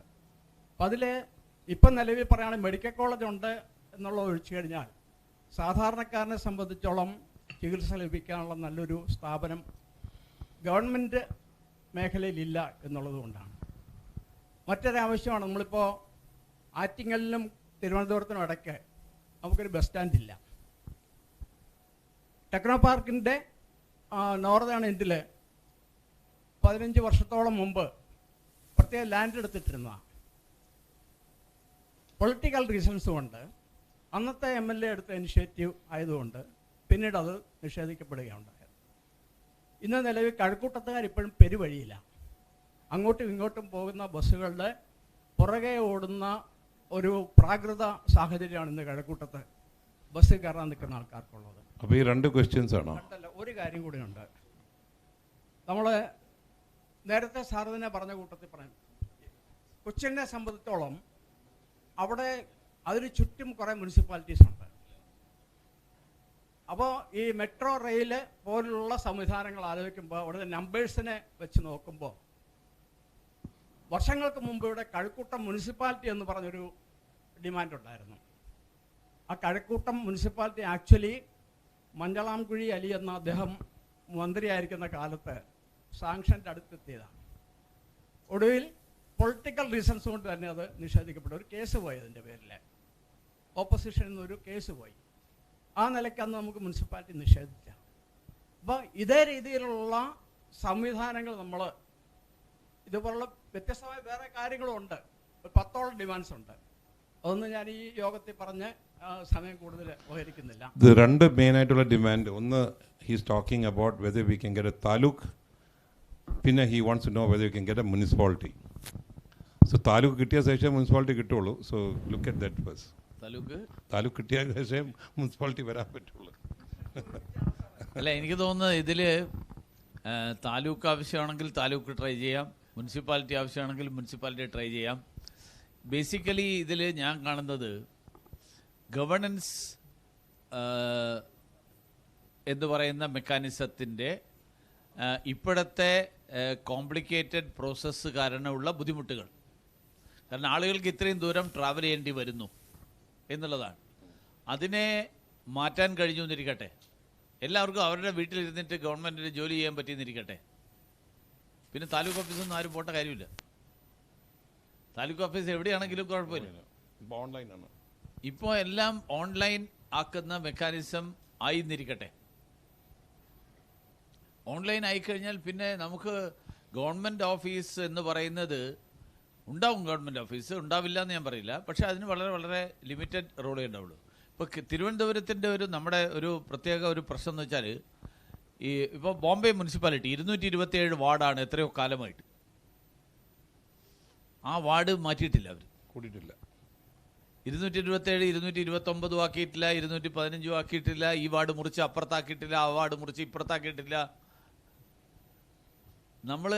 നമ്മൾ ഇങ്ങനത്തെ കുറേ കാര്യങ്ങളിൽ പൊളിറ്റിക്കൽ ഡിസിഷൻസ് ഇൻഫ്ലുവൻസ് ചെയ്യുന്നത് കൊണ്ടാണ് ഇതുപോലത്തെ ഇഷ്യൂസ് വരുന്നത്. അൾട്ടിമേറ്റ്ലി കോമൺ സിറ്റിസൺ, സാധാരണ പൗരൻ, അവൻ്റെ ആവശ്യമായിട്ടുള്ള കാര്യങ്ങൾ നടക്കാൻ സൗകര്യങ്ങളുണ്ടെന്നിരിക്കട്ടെ. ആളുകൾക്ക് പിന്നെ മറ്റുള്ള അത് മുനിസിപ്പാലിറ്റി ആണോ സെപ്പറേറ്റ് ഉണ്ടോ പഞ്ചായത്താണോ കോർപ്പറേഷനാണോ എന്നുള്ള കാര്യത്തിൽ വരില്ല.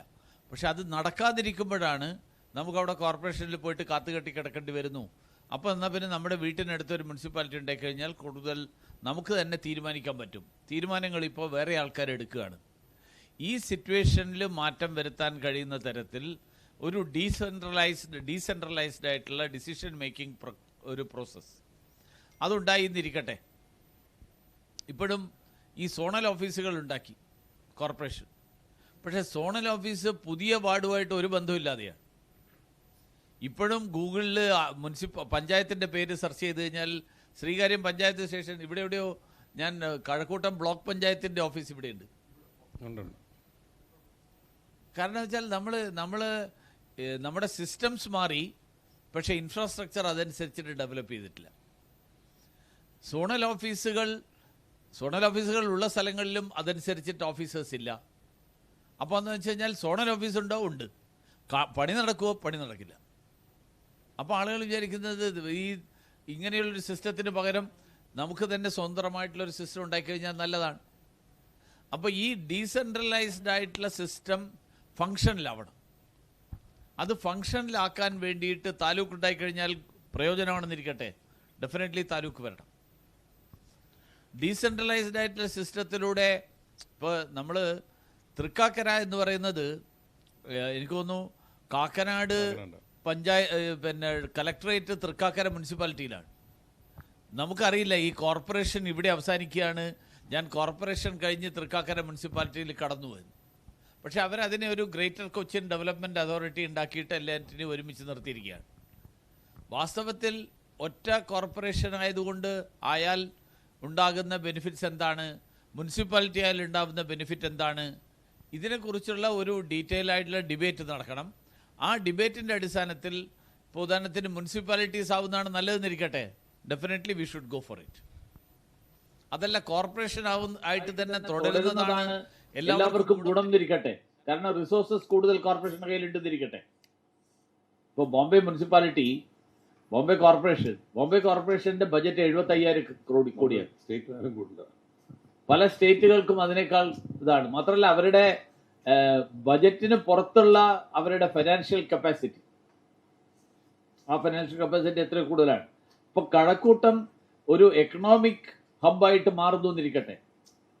ഇപ്പൊ ന്യൂ ട്രിവാൻഡ്രം, ഇപ്പോൾ ഗുഡ്ഗാവിനെ പോലെ ഡൽഹിയിൽ ഇപ്പൊ IT സെക്ടർ മുഴുവൻ ഗുഡ്ഗാവിലാണ്. അപ്പൊ അതുപോലെ ഗുഡ്ഗാവ് ഒരു സെപ്പറേറ്റ് ഇതാണ്, പക്ഷെ ആളുകളെ സംബന്ധിച്ചോളം ഡൽഹി പോകുന്നു എന്നാണ് പറയുക.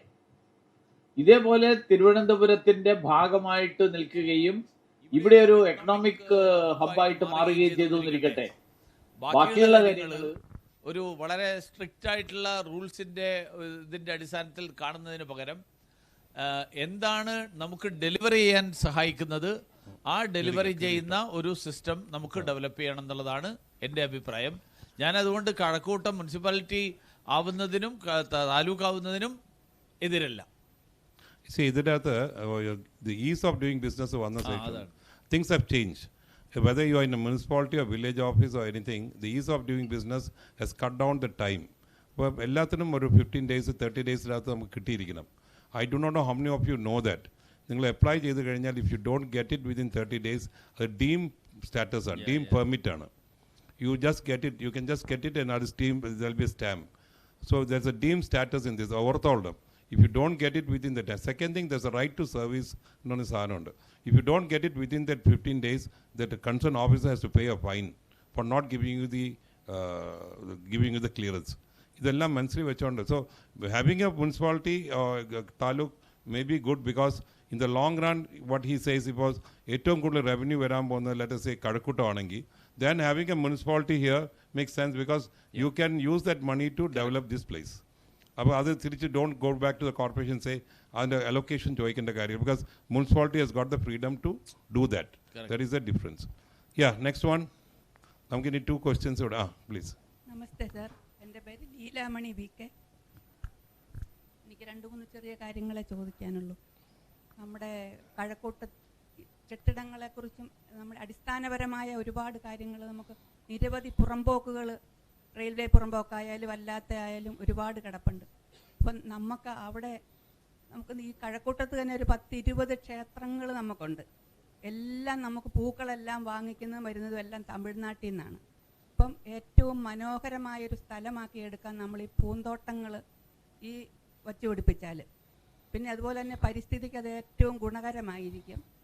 അതിന് വേണ്ട ഏർപ്പാടുകൾ സാറ് ചെയ്യണം എന്നാണ്. അല്ല, അത് നേരത്തെ ഞാൻ പറഞ്ഞത് നമ്മുടെ ഓപ്പൺ സ്പേസസും പാർക്കുകളും നമുക്ക് തീരെയില്ല എന്നുള്ളതാണ് ഒന്ന്. രണ്ടാമത്തെ കാര്യം, നമ്മുടെ തൊട്ടടുത്തുള്ള ഒരു റൂറൽ ഏരിയ ഉണ്ട് എന്ന് പറഞ്ഞാൽ, നമ്മുടെ ഇതേ കോൺസ്റ്റിറ്റ്യുവൻസിയുടെ ഭാഗമായിട്ട് നമ്മൾ കാര്യവട്ടം കഴിഞ്ഞ് അകത്തേക്ക് പോയി കഴിഞ്ഞാൽ, ഒരു പക്ഷേ പുലാന്നിവിള കഴിഞ്ഞ് കഴിഞ്ഞാൽ പിന്നെയൊക്കെ റൂറൽ ഏരിയ. ആ ഏരിയയിൽ ഇപ്പോഴും കൃഷി നടത്തുന്ന ആൾക്കാരുണ്ട്. പക്ഷെ അവരുടെ കൃഷി എങ്ങനെ അവർക്ക് വരുമാനം ഉണ്ടാക്കാൻ പറ്റും എന്നുള്ളത് കൂടി കൺസിഡർ ചെയ്തുകൊണ്ട് അവർ നേരിടുന്ന ഇപ്പോഴത്തെ പ്രശ്നം, അവർ കാട്ടുപന്നി ശല്യമാണ് അവർ നേരിടുന്നത്. അവർ പറയുന്ന കൃഷി നടത്താനേ പറ്റുന്നില്ല എന്ന്. അപ്പോൾ ഈ ആസ്പെക്ട്സ് പരിഹരിച്ചുകൊണ്ട് അവിടെ ഇതുപോലെ ഫ്ലോറിക്കൾച്ചർ ഒരു വളരെ വലിയ തോതിൽ ഒരു ഇൻകം ജനറേറ്റിംഗ് ആയിട്ടുള്ള ഒരു ആക്ടിവിറ്റിയും കൂടിയാണ്.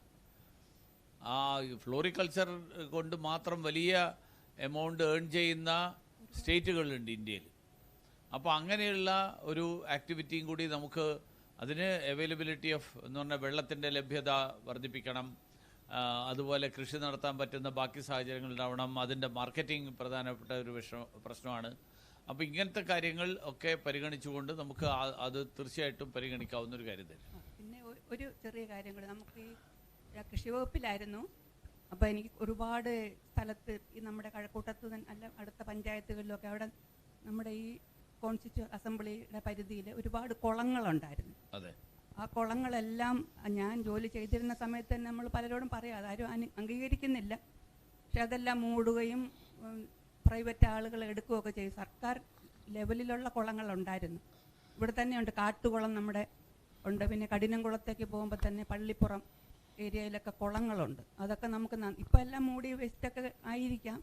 ഒരുപാട് വർഷങ്ങളായിട്ട് എനിക്ക് അതിപ്പോൾ നമ്മുടെ കിണറുകളാണെങ്കിലും പൊതുകുളങ്ങളാണെങ്കിലും ഈ കുളങ്ങൾ പ്രോപ്പറായിട്ട് മെയിൻറ്റെയിൻ ചെയ്യാത്തത് കൊണ്ടാണ് ആൾക്കാർ പിന്നീട് ക്രമേണ അത് മൂടിക്കളയാമെന്നുള്ള ഒരു ധാരണയിലേക്ക് വരുന്നത്. ശരിക്കും അത് പ്രോപ്പറായിട്ട് മെയിൻറ്റെയിൻ ചെയ്യുകയും അതിലെ വെള്ളം, ഇപ്പോൾ ഇവിടെ തന്നെ കഴക്കൂട്ടം മെയിൻ ജംഗ്ഷനിൽ ശ്രീകൃഷ്ണസ്വാമി ക്ഷേത്രത്തിൻ്റെ തൊട്ടിപ്പുറത്തുള്ള ഒരു കുളമുണ്ട്. നല്ലൊരു സ്ഥലമാണ്. ഇപ്പോൾ ഈ അടുത്ത ദിവസം അതിൻ്റെ ഒരു പ്രപ്പോസൽ, അത് ബ്യൂട്ടിഫിക്കേഷന് വേണ്ടിയിട്ടുള്ള ഒരു പ്രപ്പോസൽ ഗവൺമെൻറ്റിന് മുൻപാകെ കൊടുക്കുകയും ചെയ്തിട്ടുണ്ട്. അപ്പോൾ ഇതുപോലെയുള്ള സ്ഥലങ്ങൾ കുളമായിട്ട് നിൽക്കുക, അത് വാട്ടർ റീചാർജിങ്ങിന്, ഭൂമിയുടെ റീചാർജിങ്ങിന് പ്രയോജനപ്പെടും. 2, അതിൻ്റെ ചുറ്റും പൂക്കളും അല്ലെങ്കിൽ വാക്ക് വേയ്സും ഒക്കെ ഉണ്ടാക്കി കഴിഞ്ഞാൽ ആൾക്കാർ നടക്കാൻ പോവും. ഒരു ഓപ്പൺ ജിമ്മുണ്ടെന്നിരിക്കട്ടെ, അവിടെ ആൾക്കാർ എക്സസൈസ്, അതുപോലത്തെ ഫിസിക്കൽ എക്സസൈസിന് വേണ്ടിയിട്ട് ഉപയോഗിക്കും. അപ്പോൾ ആ രീതിയിൽ കുളമായിട്ട് മാത്രം നിൽക്കുന്നത് കൊണ്ട് പലർക്കും തോന്നുന്നത് ഇത് ആവശ്യമില്ലാത്ത കാര്യമാണെന്നാണ്. അതിനെ എങ്ങനെ ആളുകൾക്ക് ആവശ്യമുള്ള രീതിയിൽ നിലനിർത്താൻ പറ്റും എന്നുള്ളത് അവിടുത്തെ കമ്മ്യൂണിറ്റിയുടെ, റെസിഡൻസ് അസോസിയേഷൻ, ബാക്കിയുള്ള ആൾക്കാരുടെ എല്ലാവരുടെയും പങ്കാളിത്തത്തോടു കൂടി നമ്മളൊരു പ്ലാൻ ഉണ്ടാക്കി കഴിഞ്ഞാൽ അത് തീർച്ചയായിട്ടും ആളുകൾക്ക് താല്പര്യം ഉണ്ടാവുന്നതാണ് എൻ്റെ വിശ്വാസം. അതാണ് എൻ്റെ മനസ്സിലുള്ള ഐഡിയ. ഈ കുളം റീജുവിനേറ്റ് ചെയ്യാനായിട്ട് ഗവൺമെൻറ് വലിയ ഫണ്ടുണ്ട് ഇപ്പം. അതെ അതെ. You can get that fund and get your പഴയ കുളങ്ങളൊക്കെ റീജുവിനേറ്റ് ചെയ്യാം. ബിക്കോസ് കുളം എന്ന് പറയുന്നത് ഒന്ന് റെയിൻ വാട്ടർ ഹാർവെസ്റ്റിംഗ് ആണ്, സെക്കൻഡ് തിങ് ഫ്ലഡ് മിറ്റിഗേഷൻ ആണ്. നമുക്ക് വെള്ളപ്പൊക്കം അവോയ്ഡ് ചെയ്യാനായിട്ടാണ് ഈ കുളം വെച്ചിരിക്കുന്നത്. That is the thing. And second thing, പാർക്കിൻ്റെ കാര്യം നേരത്തെ പറഞ്ഞ പോലെ നമുക്ക് കഴക്കൂട്ടത്ത് ഒരു പാർക്ക്, ഈ പ്രതിമ വയ്ക്കാൻ മാത്രം ഒരു പാർക്ക് വയ്ക്കണം കേട്ടോ. ഈ ഉള്ള പ്രതിമ വെച്ച് നമുക്ക് സിറ്റിക്കകത്ത് റോഡ് വീതി കൂട്ടാനും പറ്റുന്നില്ല, ഒരു കാര്യം നടക്കുക. അപ്പോൾ സിറ്റിയിലുള്ള പ്രതിമ മൊത്തം കൊണ്ട് വെച്ചിട്ട് നമുക്ക് പ്രതിമ വയ്ക്കാൻ ഒരു പാർക്ക് വെച്ചാൽ ഭാവിയിൽ ഒരാൾ മരിച്ചാൽ ഞങ്ങൾക്ക് പേടിയാണ് ഇദ്ദേഹത്തിൻ്റെ പ്രതിമ ഇനി എവിടെ കയറി വരുമെന്നുള്ളത്. അതുകൊണ്ട് ഈ പ്രതിമ വയ്ക്കാനായിട്ട് ഒരു പാർക്ക്, കഴക്കൂട്ടം തന്നെ ഒരു സ്ഥലം കണ്ടുപിടിച്ച് ഒരു പാർക്ക് വയ്ക്കാനുള്ള സ്ഥലം അതിനും കൂടെ മാറ്റി വയ്ക്കുക. ഇത് എൻ്റെ റിക്വസ്റ്റാണ്. പിന്നെ എൻ്റെ റിക്വസ്റ്റ് എന്ന് പറഞ്ഞാൽ ഈ കുളത്തിലെല്ലാം നമുക്ക് നമ്മുടേതായ താമര വിരിയിക്കണം എന്നാണ് എൻ്റെ ഒരു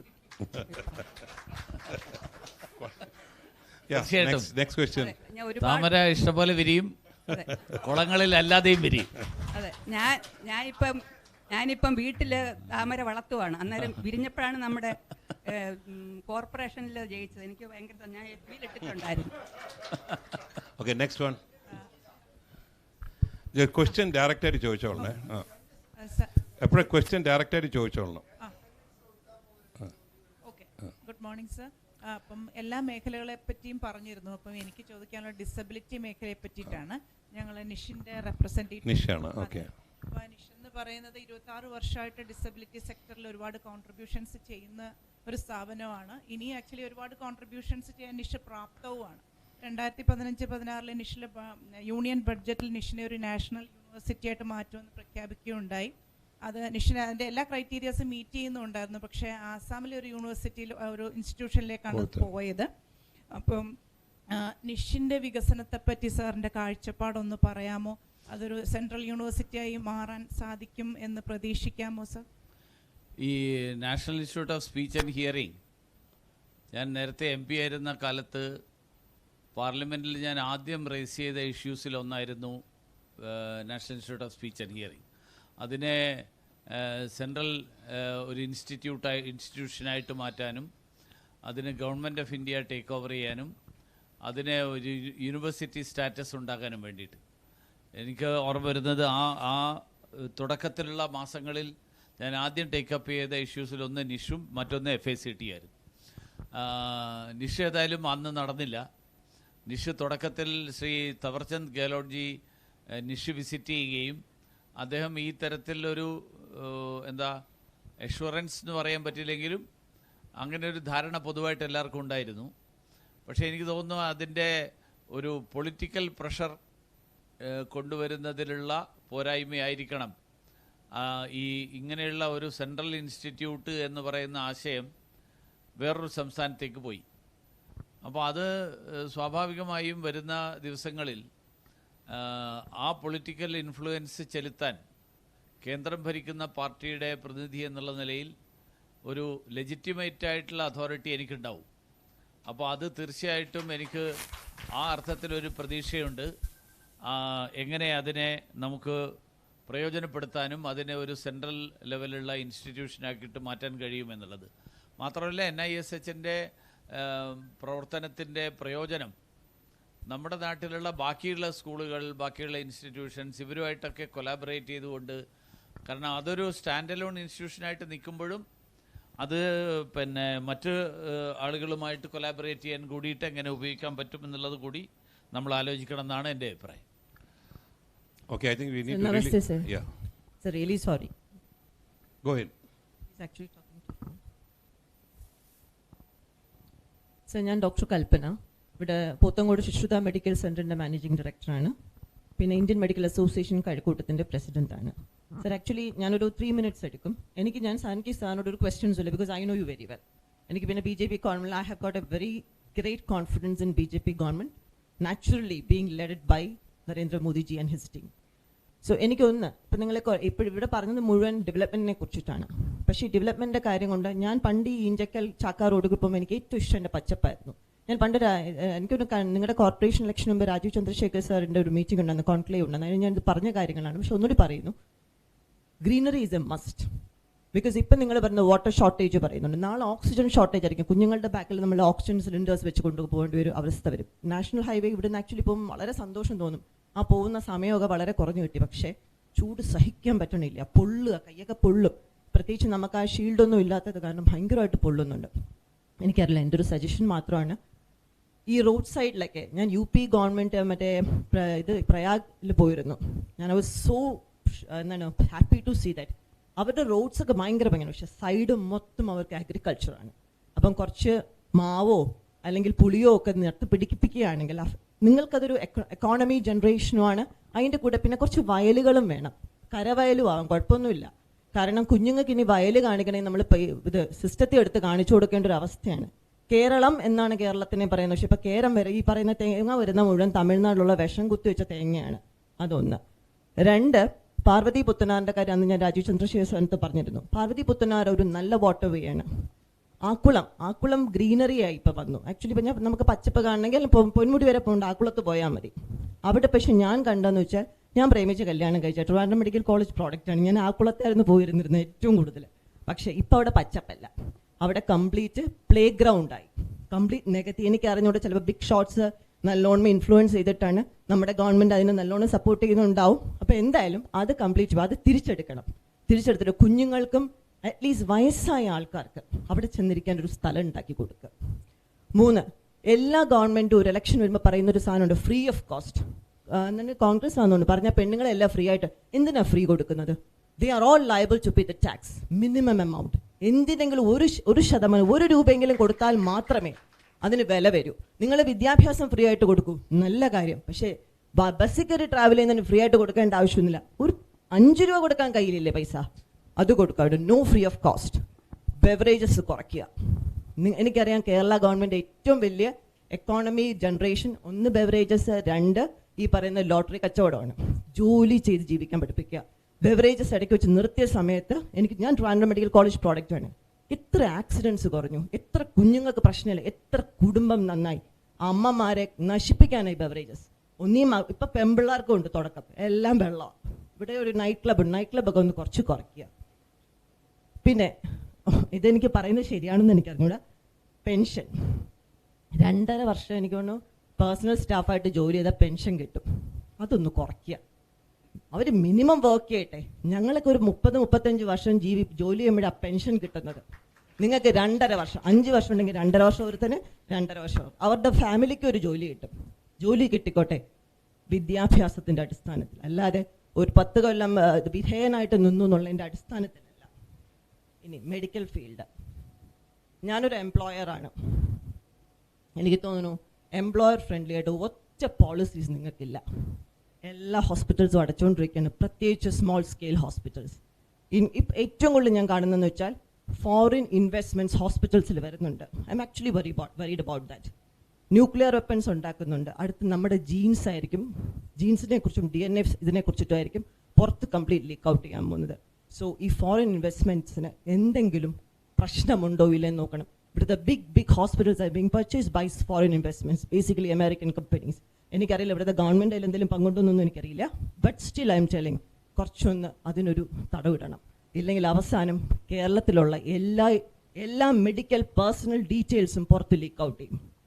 ലാസ്റ്റ് പറയുന്നത് ശരിയല്ല എന്നറിയാം, സാറിന് ഇതെന്തിനും ചെയ്യാൻ പറ്റുമെന്നും അറിയില്ല.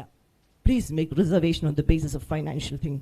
Stop this reservation on basis of religion and caste. ഇപ്പോൾ ഉള്ള എല്ലാ മനുഷ്യർക്കും അംബേദ്കർ കൊണ്ടുവന്നു 75-80 വർഷം കഴിഞ്ഞു. കഷ്ടപ്പെട്ടാ സാറേ ഞങ്ങളും എല്ലാവരും പഠിക്കുന്നത്. MBBS റിസർവേഷൻ കൊടുക്കാം, പക്ഷേ MBBS കഴിഞ്ഞ് MDക്ക് റിസർവേഷൻ കൊടുക്കാൻ എല്ലാവരും പഠിക്കുന്ന ഒരേ കാര്യമല്ലേ, എല്ലാവരും ചെയ്യുന്ന ഒരേ കാര്യമല്ലേ. So stop this reservation on the basis of caste and religion and start on the basis of financial basis. Minimum mark വേണം ട്രിവാൻഡ്രം മെഡിക്കൽ കോളേജിലോ അല്ലെങ്കിൽ ഏത് മെഡിക്കൽ കോളേജിൽ കയറാനായിട്ട്. ഗതികേട് കൊണ്ടാപ്പണ്ണ മുക്കിന് മൂലയ്ക്കും മെഡിക്കൽ കോളേജ്, 5 കിലോമീറ്റർ അപ്പുറം പോയ മെഡിക്കൽ കോളേജ്. എന്തിനാ ഇങ്ങനെ ഉണ്ടാക്കുന്നത്? ഒറ്റ ക്വാളിറ്റി ഇല്ല. എൻ്റെ ആശുപത്രിയിലെ പിള്ളേർക്ക് ലിവർ റൈറ്റ് സൈഡാന്ന് പറയാൻ അറിയില്ല. നലിച്ചുക്ക മുക്കിന് മൂലയ്ക്കും മെഡിക്കൽ കോളേജുണ്ട്. നിർത്തുക, മതി മെഡിക്കൽ കോളേജസ്. മിനിമം മാർക്ക് വേണം കുഞ്ഞുങ്ങൾക്ക് മെഡിക്കൽ കോളേജിൽ കയറാൻ. കാരണം നിങ്ങളൊരു ജീവനെയാണ് കൊണ്ട് മുന്നേ വയ്ക്കുന്നത്, അല്ലാതെ വെറും പാവയല്ല. അതുകൊണ്ട് സോറി, ഞാൻ പറഞ്ഞ ശരിയാണ്. I M wishing all the very best. ഞാൻ നരേന്ദ്രമോദി ചേട്ടൊരു വലിയ ഫാനാണ്. എപ്പോഴും ഭഗവാൻ ഒരു അവതാരം എടുക്കുന്നതിന് മുന്നേ ഭാഗവതത്തിൽ പറയും, ആദ്യം ശിഷ്യഗണങ്ങളെയും അദ്ദേഹത്തിൻ്റെ ആൾക്കാരെയും താഴെ വിടും. അതുകൊണ്ട് എൻ്റെ പ്രതീക്ഷ വെച്ചാൽ നിങ്ങളെല്ലാം അതാണ്. And we are waiting for A very good India. Thank you so much. ഈ ഗ്രീനറിയെക്കുറിച്ച് പറഞ്ഞത് തീർച്ചയായിട്ടും ഞാൻ 100% അംഗീകരിക്കുന്നു. ഞാനതുകൊണ്ടാണ് ആദ്യം പറഞ്ഞത് ഞാൻ ഈ 9 സെക്ടർ ഐഡൻറ്റിഫൈ ചെയ്തതിലൊന്ന് അഗ്രികൾച്ചറാണ്. അതോടൊപ്പം ഈ വാട്ടർ കൺസർവേഷൻ്റെ ഒരു ബേസിക് ഇഷ്യൂ എൻവയൺമെൻറ്റ് ഫ്രണ്ട്ലി ആയിട്ടുള്ള എക്കോളജിയെ പ്രൊട്ടക്റ്റ് ചെയ്യുന്ന ഒരു സിസ്റ്റം, അങ്ങനെ ഒരു സിസ്റ്റം ഉണ്ടാക്കണം എന്നുള്ള ഉദ്ദേശത്തിൽ തന്നെയാണ്. രണ്ടാമത്തെ കാര്യം ഈ ഇതിനെക്കുറിച്ച് പറഞ്ഞു, പിന്നെ എന്താ നമ്മുടെ വർക്ക് ചെയ്യുന്നതിനെ റെസ്ട്രിക്റ്റ് ചെയ്യുന്ന ധാരാളം ലോസ്, അങ്ങനത്തെ കാര്യങ്ങളെക്കുറിച്ച് പറഞ്ഞു. ഗവൺമെൻറ് ഓഫ് ഇന്ത്യ കഴിഞ്ഞ ലേബർ ആക്ട്, അതെ, ഗവൺമെൻറ് ഓഫ് ഇന്ത്യ ധാരാളം എഫേർട്സ് ഈ കാര്യത്തിൽ നടത്തിക്കൊണ്ടിരിക്കുകയാണ്. അതിലൊന്നാണ് പുതിയ ലേബർ കോഡ്. അതിന് പുറമെ മിനിയാന്ന് പാർലമെൻറ്റിൽ പുതിയൊരു ജൻ വിശ്വാസ് ബിൽ, മിനിയാന്ന് അതിൻ്റെ സെക്കൻഡ്, ഒരു തരത്തിൽ പറഞ്ഞാൽ അപ്ഗ്രേഡഡ് വേർഷൻ മിനിയാന്ന് ഇൻട്രൊഡ്യൂസ് ചെയ്ത് പാസ്സാക്കിയിട്ടുണ്ട്. അതിനെക്കുറിച്ച് 1000 പ്രൊവിഷൻസ് അക്രോസ് 79 ആക്ട്സ്. ആ provisions have been amended in 1 step. നേരത്തെ 2025 വേർഷനിൽ 17 ആക്ട്സ് മാത്രമായിരുന്നു. അതിനെ മാറ്റിയിട്ട് 79 ആക്ട്സിൽ ഉള്ള ഡീക്രിമിനലൈസേഷൻ ഓഫ് മൈനർ ഒഫൻസസ്, അതാണ് അതിൻ്റെ ബേസിക് ഒബ്ജക്റ്റീവ്. മാത്രമല്ല സിംപ്ലിഫൈ ചെയ്യുക, അതുപോലെ compliance less burdensome for the common man, അങ്ങനെയുള്ള ഒരു MSME സ്റ്റാർട്ടപ്പ്സ് ഇവർക്കെല്ലാവർക്കും. അപ്പോൾ ആ രീതിയിൽ ഒരു ഈസ് ഓഫ് ലിവിങ്, അതിനു വേണ്ടിയിട്ടുള്ള എഫേർട്സാണ് പ്രധാനമന്ത്രി നരേന്ദ്രമോദിജിയുടെ നേതൃത്വത്തിൽ നടന്നുകൊണ്ടിരിക്കുന്നത്. അത് തീർച്ചയായിട്ടും അത് രാജ്യവ്യാപകമായിട്ട് നടപ്പിലാവും. അങ്ങനെ വരുമ്പോൾ ഈ പറഞ്ഞ പല ബുദ്ധിമുട്ടുകൾക്കും പരിഹാരം കണ്ടെത്താൻ കഴിയും. അതാണ് എനിക്ക് ചുരുക്കത്തിൽ പറയാൻ. I think we need to really close up. Hello sir, ഞാൻ ഡോക്ടർ അനൂപ് കൃഷ്ണനാണ്. You repeat ചെയ്യരുത്, ഒരാൾ ചോദിച്ച ക്വസ്റ്റ്യൻ റിപ്പീറ്റ് ചെയ്യാതിരിക്കുക കേട്ടോ. സാറേ, ഞാൻ അനൂപ് കൃഷ്ണനാണ്. ഞാൻ കഴക്കൂട്ട നിവാസിയാണ്. ഞാൻ നാഷണൽ സെന്റർ ഫോർ സയൻസ് സ്റ്റഡീസിലെ സീനിയർ സയന്റിസ്റ്റ് ആണ്, സയന്റിസ്റ്റ് ആണ്. അപ്പോൾ സാറ് NEP ആയിട്ട് റിലേറ്റ് ചെയ്തിട്ട് 1-2 കാര്യങ്ങൾ പറഞ്ഞു. അത് നമ്മുടെ സെൻട്രൽ ഗവൺമെൻറ്റിൻ്റെ ഡ്രീം പ്രോഗ്രാമാണ്.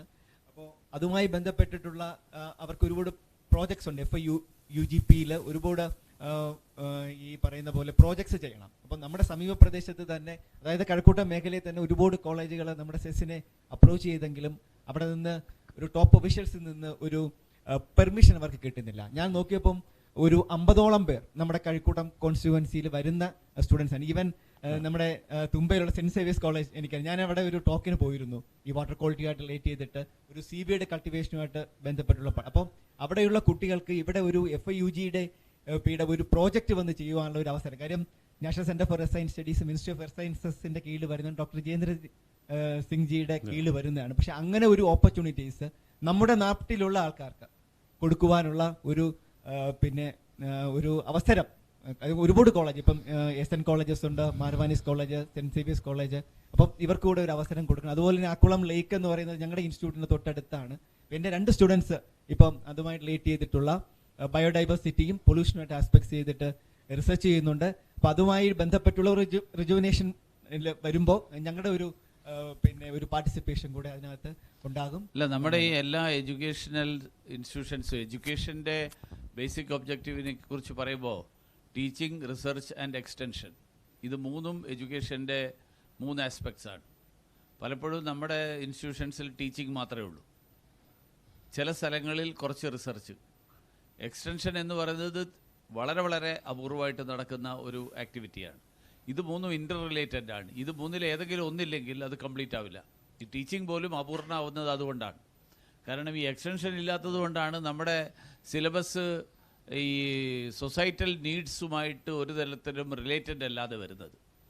അപ്പോൾ അത് ആ എക്സ്റ്റൻഷൻ്റെ സ്ട്രെങ്തൻ ചെയ്യുമ്പോൾ നാച്ചുറലി ഈ പറഞ്ഞ കാര്യങ്ങൾ വരും. അപ്പോൾ അത് റിസർച്ചിനെ സഹായിക്കും. ആ റിസർച്ചിൽ നിന്ന് കിട്ടുന്ന ഇൻപുട്സ് ടീച്ചിങ്ങിൽ സഹായിക്കും. പിന്നെ അതൊരു സർക്കുലർ പ്രോസസ്സാണ്.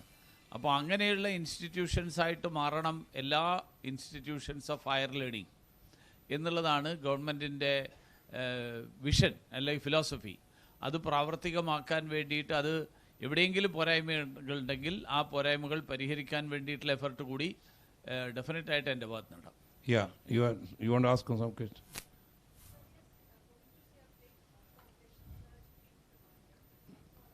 Just speak on the mic. So yeah, sir, since we are talking about growth, we are talking about a lot of things. So we are going to see a big population surge in Karakuttam as well. So we really need to prepare on that side as well. And I would definitely request the byline from the key places, specifically from the Karakuttam railway station. There's a byline is very narrow. It's very difficult to even to catch the train from there when you are going for the even the early morning at 6:30 for Parshuram also. We don't hardly get, if someone is coming from that side, we are not getting a space to drive to that space. So that space drive. You're space talking about widening the roads and lanes, right? Yes, and that is already there. I think that's already there in his.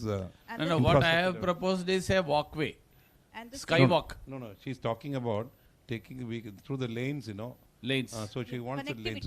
Connectivity. And the second part is the parking spaces. Parking plazas. Yes, that has to be included. Karakuttam station. She wants a parking plaza because that is part of the. Correct. അല്ല അവിടുത്തെ railway സ്റ്റേഷനിലെ facilities ധാരാളം improve ചെയ്യാനുണ്ട്. That is there. Parking plaza is there. The lane also you're talking. Not only for the Karakuttam railway station, I'm talking about the entire. The stretch. I'm talking about the entire stretch. Sure. Correct. Yeah. Anybody else? Yeah. Make it fast. 17ാം Kerala നിയമസഭയിലേക്ക് ജനപ്രതിനിധി നേടുന്ന താങ്കൾ ജയിച്ചു വരികയാണെങ്കിൽ താങ്കൾക്ക് ചെയ്യാൻ കഴിയുന്ന ഒരു കാര്യത്തെക്കുറിച്ച് മാത്രമേ ഞാൻ ചോദിക്കുന്നത്. 1978 ഇവിടെ കഴക്കൂട്ടത്ത് ആരംഭിച്ച വനിതാ ITI പോളിടെക്നിക് പദവിയിലേക്ക് ഉയർത്തുവാൻ വേണ്ട നടപടികൾ താങ്കൾ പോളിടെക്നിക് അതിനെ പോളിടെക്നിക് ഉയർത്താൻ കഴിയുമോ എന്നുള്ള ഒരു ITI പോളിടെക്നിക് ആക്കുകയല്ല, പോളിടെക്നിക് സെപ്പറേറ്റ് ആയിട്ട് തുടങ്ങാം. അതെ, നിലവിലുള്ള അപ്ഗ്രേഡ് ചെയ്ത് പോളിടെക്നിക് ആക്കാൻ പറ്റും. അല്ല, ITIക്ക് അതിൻ്റെതായിട്ടുള്ള റിക്വയർമെന്റ് ഉണ്ട്. ആയിക്കൊള്ളട്ടെ. അപ്പൊ നമുക്ക് ITI നിലനിർത്തിക്കൊണ്ട് തന്നെ ഒരു രണ്ടാമത്തെ ചോദ്യം, നമുക്ക് നമ്മുടെ തിരുവനന്തപുരം മെഡിക്കൽ കോളേജിലെ എയിംസിന്റെ പദവിയിലേക്ക് ഉയർത്തുവാൻ വേണ്ട നടപടി താങ്കൾ, അതായത് എയിംസിന്റെ പദവിയല്ല, എയിംസിന്റെ ഇക്വാലന്റ് ഫെസിലിറ്റീസ്. അതെ, ഇക്വാലന്റ് ഫെസിലിറ്റി. ആ ഫെസിലിറ്റീസ് ഉണ്ടാക്കാൻ വേണ്ടിയിട്ടുള്ള എഫേർട്ട് അങ്ങനെ അതിനു വേണ്ടിയിട്ട് അതൊരു ഓവറോൾ പ്ലാനിന്റെ ഭാഗമായിട്ട് നടക്കണം. കാരണം ഗവൺമെന്റ് മെഡിക്കൽ കോളേജുകൾ ടെർഷ്യറി ഹെൽത്ത് സെന്റേഴ്സ് ആയിട്ടാണ് കണക്കാക്കുന്നത്. അപ്പോൾ ആ ടെർഷ്യറി സെന്റർ അല്ല ഇപ്പോൾ ഒരാൾക്ക് അസുഖം വന്നു കഴിഞ്ഞാൽ നേരെ അങ്ങ് പോവുകയാണ്. അപ്പോൾ അതിൻ്റെ കാരണം ഈ നേരെ പോകാനുള്ള വേറെ സ്ഥലമില്ലാത്തതുകൊണ്ട്. അപ്പോൾ അസുഖം വന്നു കഴിഞ്ഞാൽ പോകാനുള്ള സ്ഥലം എൻ്റെ വീട്ടിനടുത്ത് തന്നെ ഉണ്ടെന്നിരിക്കട്ടെ, ആരും മെഡിക്കൽ കോളേജിൽ പോവില്ല. ഇപ്പോൾ നമ്മുടെ ചുറ്റുമുള്ള പ്രൈമറി ഹെൽത്ത് സെൻറ്റേഴ്സ് ഈ റിക്വയർമെൻറ്റ്സ് ഫുൾഫിൽ ചെയ്യാത്തത് കൊണ്ട് ആളുകൾ നേരെ പോവാണ്. അപ്പോൾ അവിടെ ബേർഡൻ കൂടും. 400 പേഷ്യൻറ്റിനെ OPയിൽ ട്രീറ്റ് ചെയ്യുന്ന ഡോക്ടർക്ക് നിന്നിട്ടേ ഡോക്ടർക്ക് ട്രീറ്റ് ചെയ്യാൻ പറ്റുള്ളൂ. ഡോക്ടർക്ക് ഇപ്പോൾ സ്പെഷ്യൽ കെയർ ആർക്കും കൊടുക്കാൻ പറ്റില്ല. അപ്പോൾ ഇതിനെ മാറ്റണമെങ്കിൽ ടോട്ടൽ ഹെൽത്ത് ഇൻഫ്രാസ്ട്രക്ചർ, ഞാൻ ഹെൽത്തിനെ കുറിച്ച് ഇതിനെ സംബന്ധിച്ചിട്ടുള്ള വിഷൻ ഡോക്യുമെന്റ് ഇന്ന് പബ്ലിഷ് ചെയ്യും. അതിനകത്ത് ഇൻക്ലൂഡ് ചെയ്യേണ്ടത് RCC കൂടെ ഇൻക്ലൂഡ് ചെയ്യണം. ഉണ്ട്. RCC ഉണ്ട്, ശ്രീചിത്രയുണ്ട്, മെഡിക്കൽ കോളേജ് ഉണ്ട്, നിഷ് ഉണ്ട്. ഇതെല്ലാം അതിൽ നമ്മുടെ ട്രീറ്റ്മെൻറ്റുമായിട്ട് ബന്ധപ്പെട്ടിട്ടുള്ള കാര്യങ്ങളാണ്.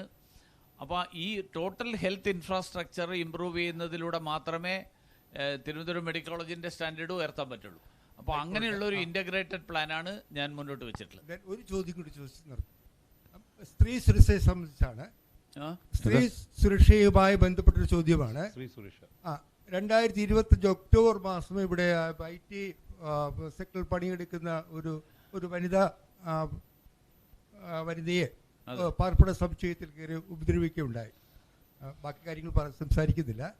എന്നാൽ അതുപോലുള്ള സംഭവങ്ങൾ ഇനി ഉണ്ടാതിരിക്കുന്നതിന് വേണ്ടി ചെലവ് കുറഞ്ഞ പാർപ്പിട സമുച്ചയങ്ങൾ കൊണ്ടുവരാൻ വേണ്ടി ഉള്ള ശ്രമം ആരംഭിക്കുമോ?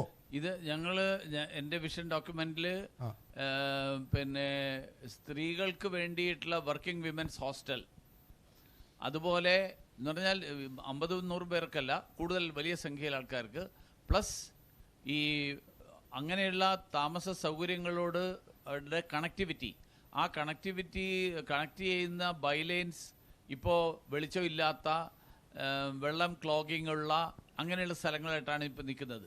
മാത്രമല്ല ഈ പ്രദേശങ്ങളിലൊക്കെ ഡ്രഗ്സിൻ്റെ ഉപയോഗം വർദ്ധിച്ചതിൻ്റെ ഫലമായിട്ട് ക്രിമിനൽ ഇതിൽ ഇൻവോൾവ് ചെയ്യുന്ന ആളുകളുടെ എണ്ണവും വർദ്ധിച്ചിട്ടുണ്ട്. അപ്പോൾ ഇതെല്ലാം ഒരു ഓവറോൾ ഒരു ഹോളിസ്റ്റിക് അപ്രോച്ചോടുകൂടി കണ്ടുകൊണ്ടാണ് ഞാൻ പ്രപ്പോസ് ചെയ്തിരിക്കുന്നത് ഈ പറഞ്ഞ കാര്യങ്ങളിൽ ഉണ്ടാകേണ്ട മാറ്റങ്ങളെ സംബന്ധിച്ച്. ഇതെല്ലാം കൺസിഡർ ചെയ്തുകൊണ്ടുള്ള ഫെസിലിറ്റീസാണ് ഞാൻ വിഷ്വലൈസ് ചെയ്തത്. Thank you. 16ാം നിയമസഭയിൽ താങ്കൾ ഉണ്ടായിരിക്കട്ടെ എന്ന് ആശംസകൾ നേരുന്നു. ഇത് എന്താണെന്ന് പറഞ്ഞാൽ പൊതുവേ ഒരു ഫീലിംഗ് ഉണ്ട്, Kazhakoottam is the hub of goondaism കേട്ടോ. That is something which I think he should remove that, because there is a feeling that this is a shelter for those people. അതുകൊണ്ടാണ് you is talking about safe Kazhakoottam. So one of his agenda should be safe Kazhakoottam, because investments വരണമെങ്കിൽ safe ആയിരിക്കണം. That is one important thing. Anything else? ഇല്ലെങ്കിൽ ഇത് wind up ചെയ്യട്ടെ. Just one last thing. In the Karakutam railway station, on an average there are 12 long distance trains coming into Karakutam.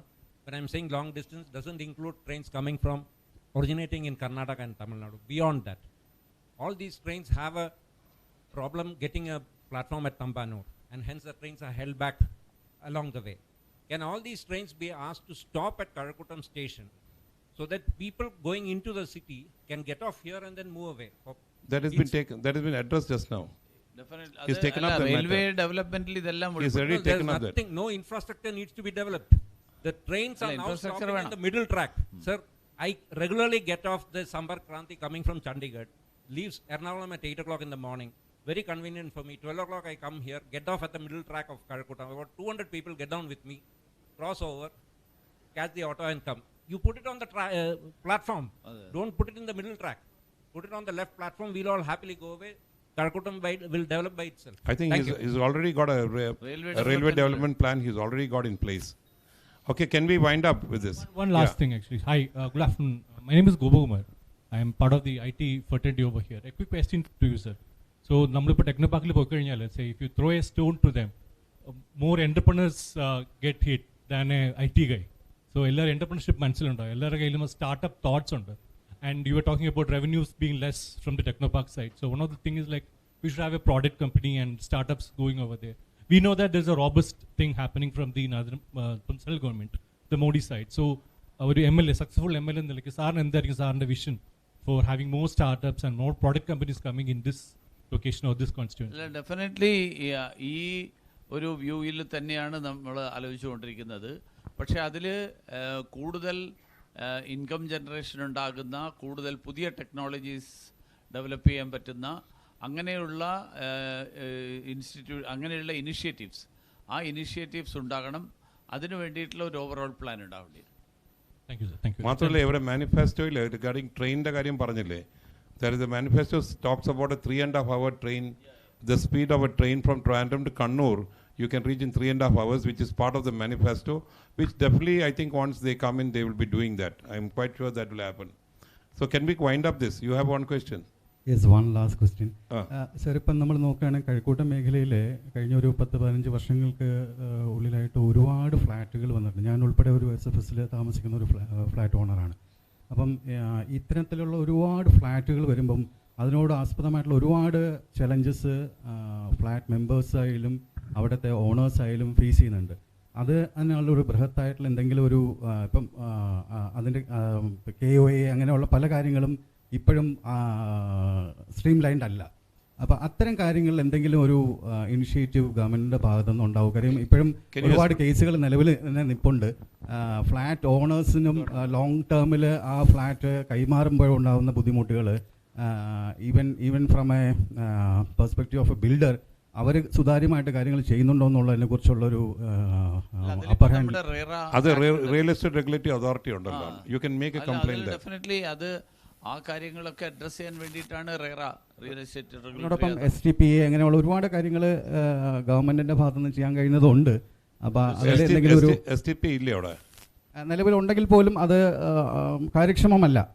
പിന്നെ ഇതുപോലെ തന്നെ സോളാറായിട്ടുള്ള കുറേ ഇനിഷ്യേറ്റീവ്സിൻ്റെ ആവശ്യങ്ങളുണ്ടാവും. Normally എല്ലാ വർഷവും പൊല്യൂഷൻ കൺട്രോൾ ബോർഡ് റിന്യൂ ചെയ്യണ്ടേ? നിങ്ങൾ റിന്യൂ ചെയ്യുന്നുണ്ടോ? തീർച്ചയായിട്ടും ഉണ്ട്. Okay, I think we'll wind up. കഴിഞ്ഞില്ലേ? Thank you. We'll wind it up. Yeah, yes. Because time is up, എന്താണ്? ഉണ്ട്. പറഞ്ഞു നമ്മൾ ഡാറ്റാ സെന്റർ സെമി കണ്ടക്ടർ ഉണ്ട്. ക്ഷമിക്കണം സാറേ, ഒരു കാര്യം കൂടെ പറയാനുണ്ട്. നമ്മുടെ സാഹിത്യ സാംസ്കാരിക മേഖലയിൽ ഉള്ള ഒരുപാട് വനിതകൾ, നമ്മളൊരു കൾച്ചറൽ ഒരു ആസ്പെക്റ്റും കൂടി അതിൽ ഇൻക്ലൂഡ് ചെയ്തിട്ടുണ്ട്. കാരണം എന്റർടൈൻമെന്റ്, ഹോസ്പിറ്റാലിറ്റി, ഇതിൽ സോഫ്റ്റ് സ്കിൽസും അതുപോലെ culture. Last question to our prospective MLA. Last question is, after all this discussion, why should people believe you and vote for you? Because I have fulfilled what I have been interested till these years. I think with this we wind up. It was a very good session. Thanks to all of you, and thanks to Sri Muraleedharan for taking so much time, because today is a very hardly 3 days is left, so he has to. So my one question to you. Yeah. You have been vocaling for Trivandrum quite long. Yeah. Okay. Now, since if you are if you have got vote in Calcutta, which among the candidates you will select for these three? Well, I'll select. Who you think is the better one? I'll select the candidate who can deliver. So this answer, we know what's the answer of this question. He has already given the answer. So on behalf of Global Giver Foundation, I thank our Muraleedharan. And one more thing, a request to you all is, see, I have been seeing Muraleedharan working for last 2 months, toiling in this summer. So let us take a pledge. Let us, now that 3 or 4 days are left, each of us go to a home, call at least 20 to 30% a day for our friends and relatives in Kadakootam, and just persuade them to vote for Muraliji. So only then our dream will come true, and നമുക്ക് എല്ലാ കുളത്തിലും താമര വിരിയിക്കാൻ പറ്റത്തുള്ളൂ. So in that, on behalf of Global Givers Foundation, I thank Raghunandran sir and all of you here for accepting our request and coming here. Jai Hind, Vande Mataram.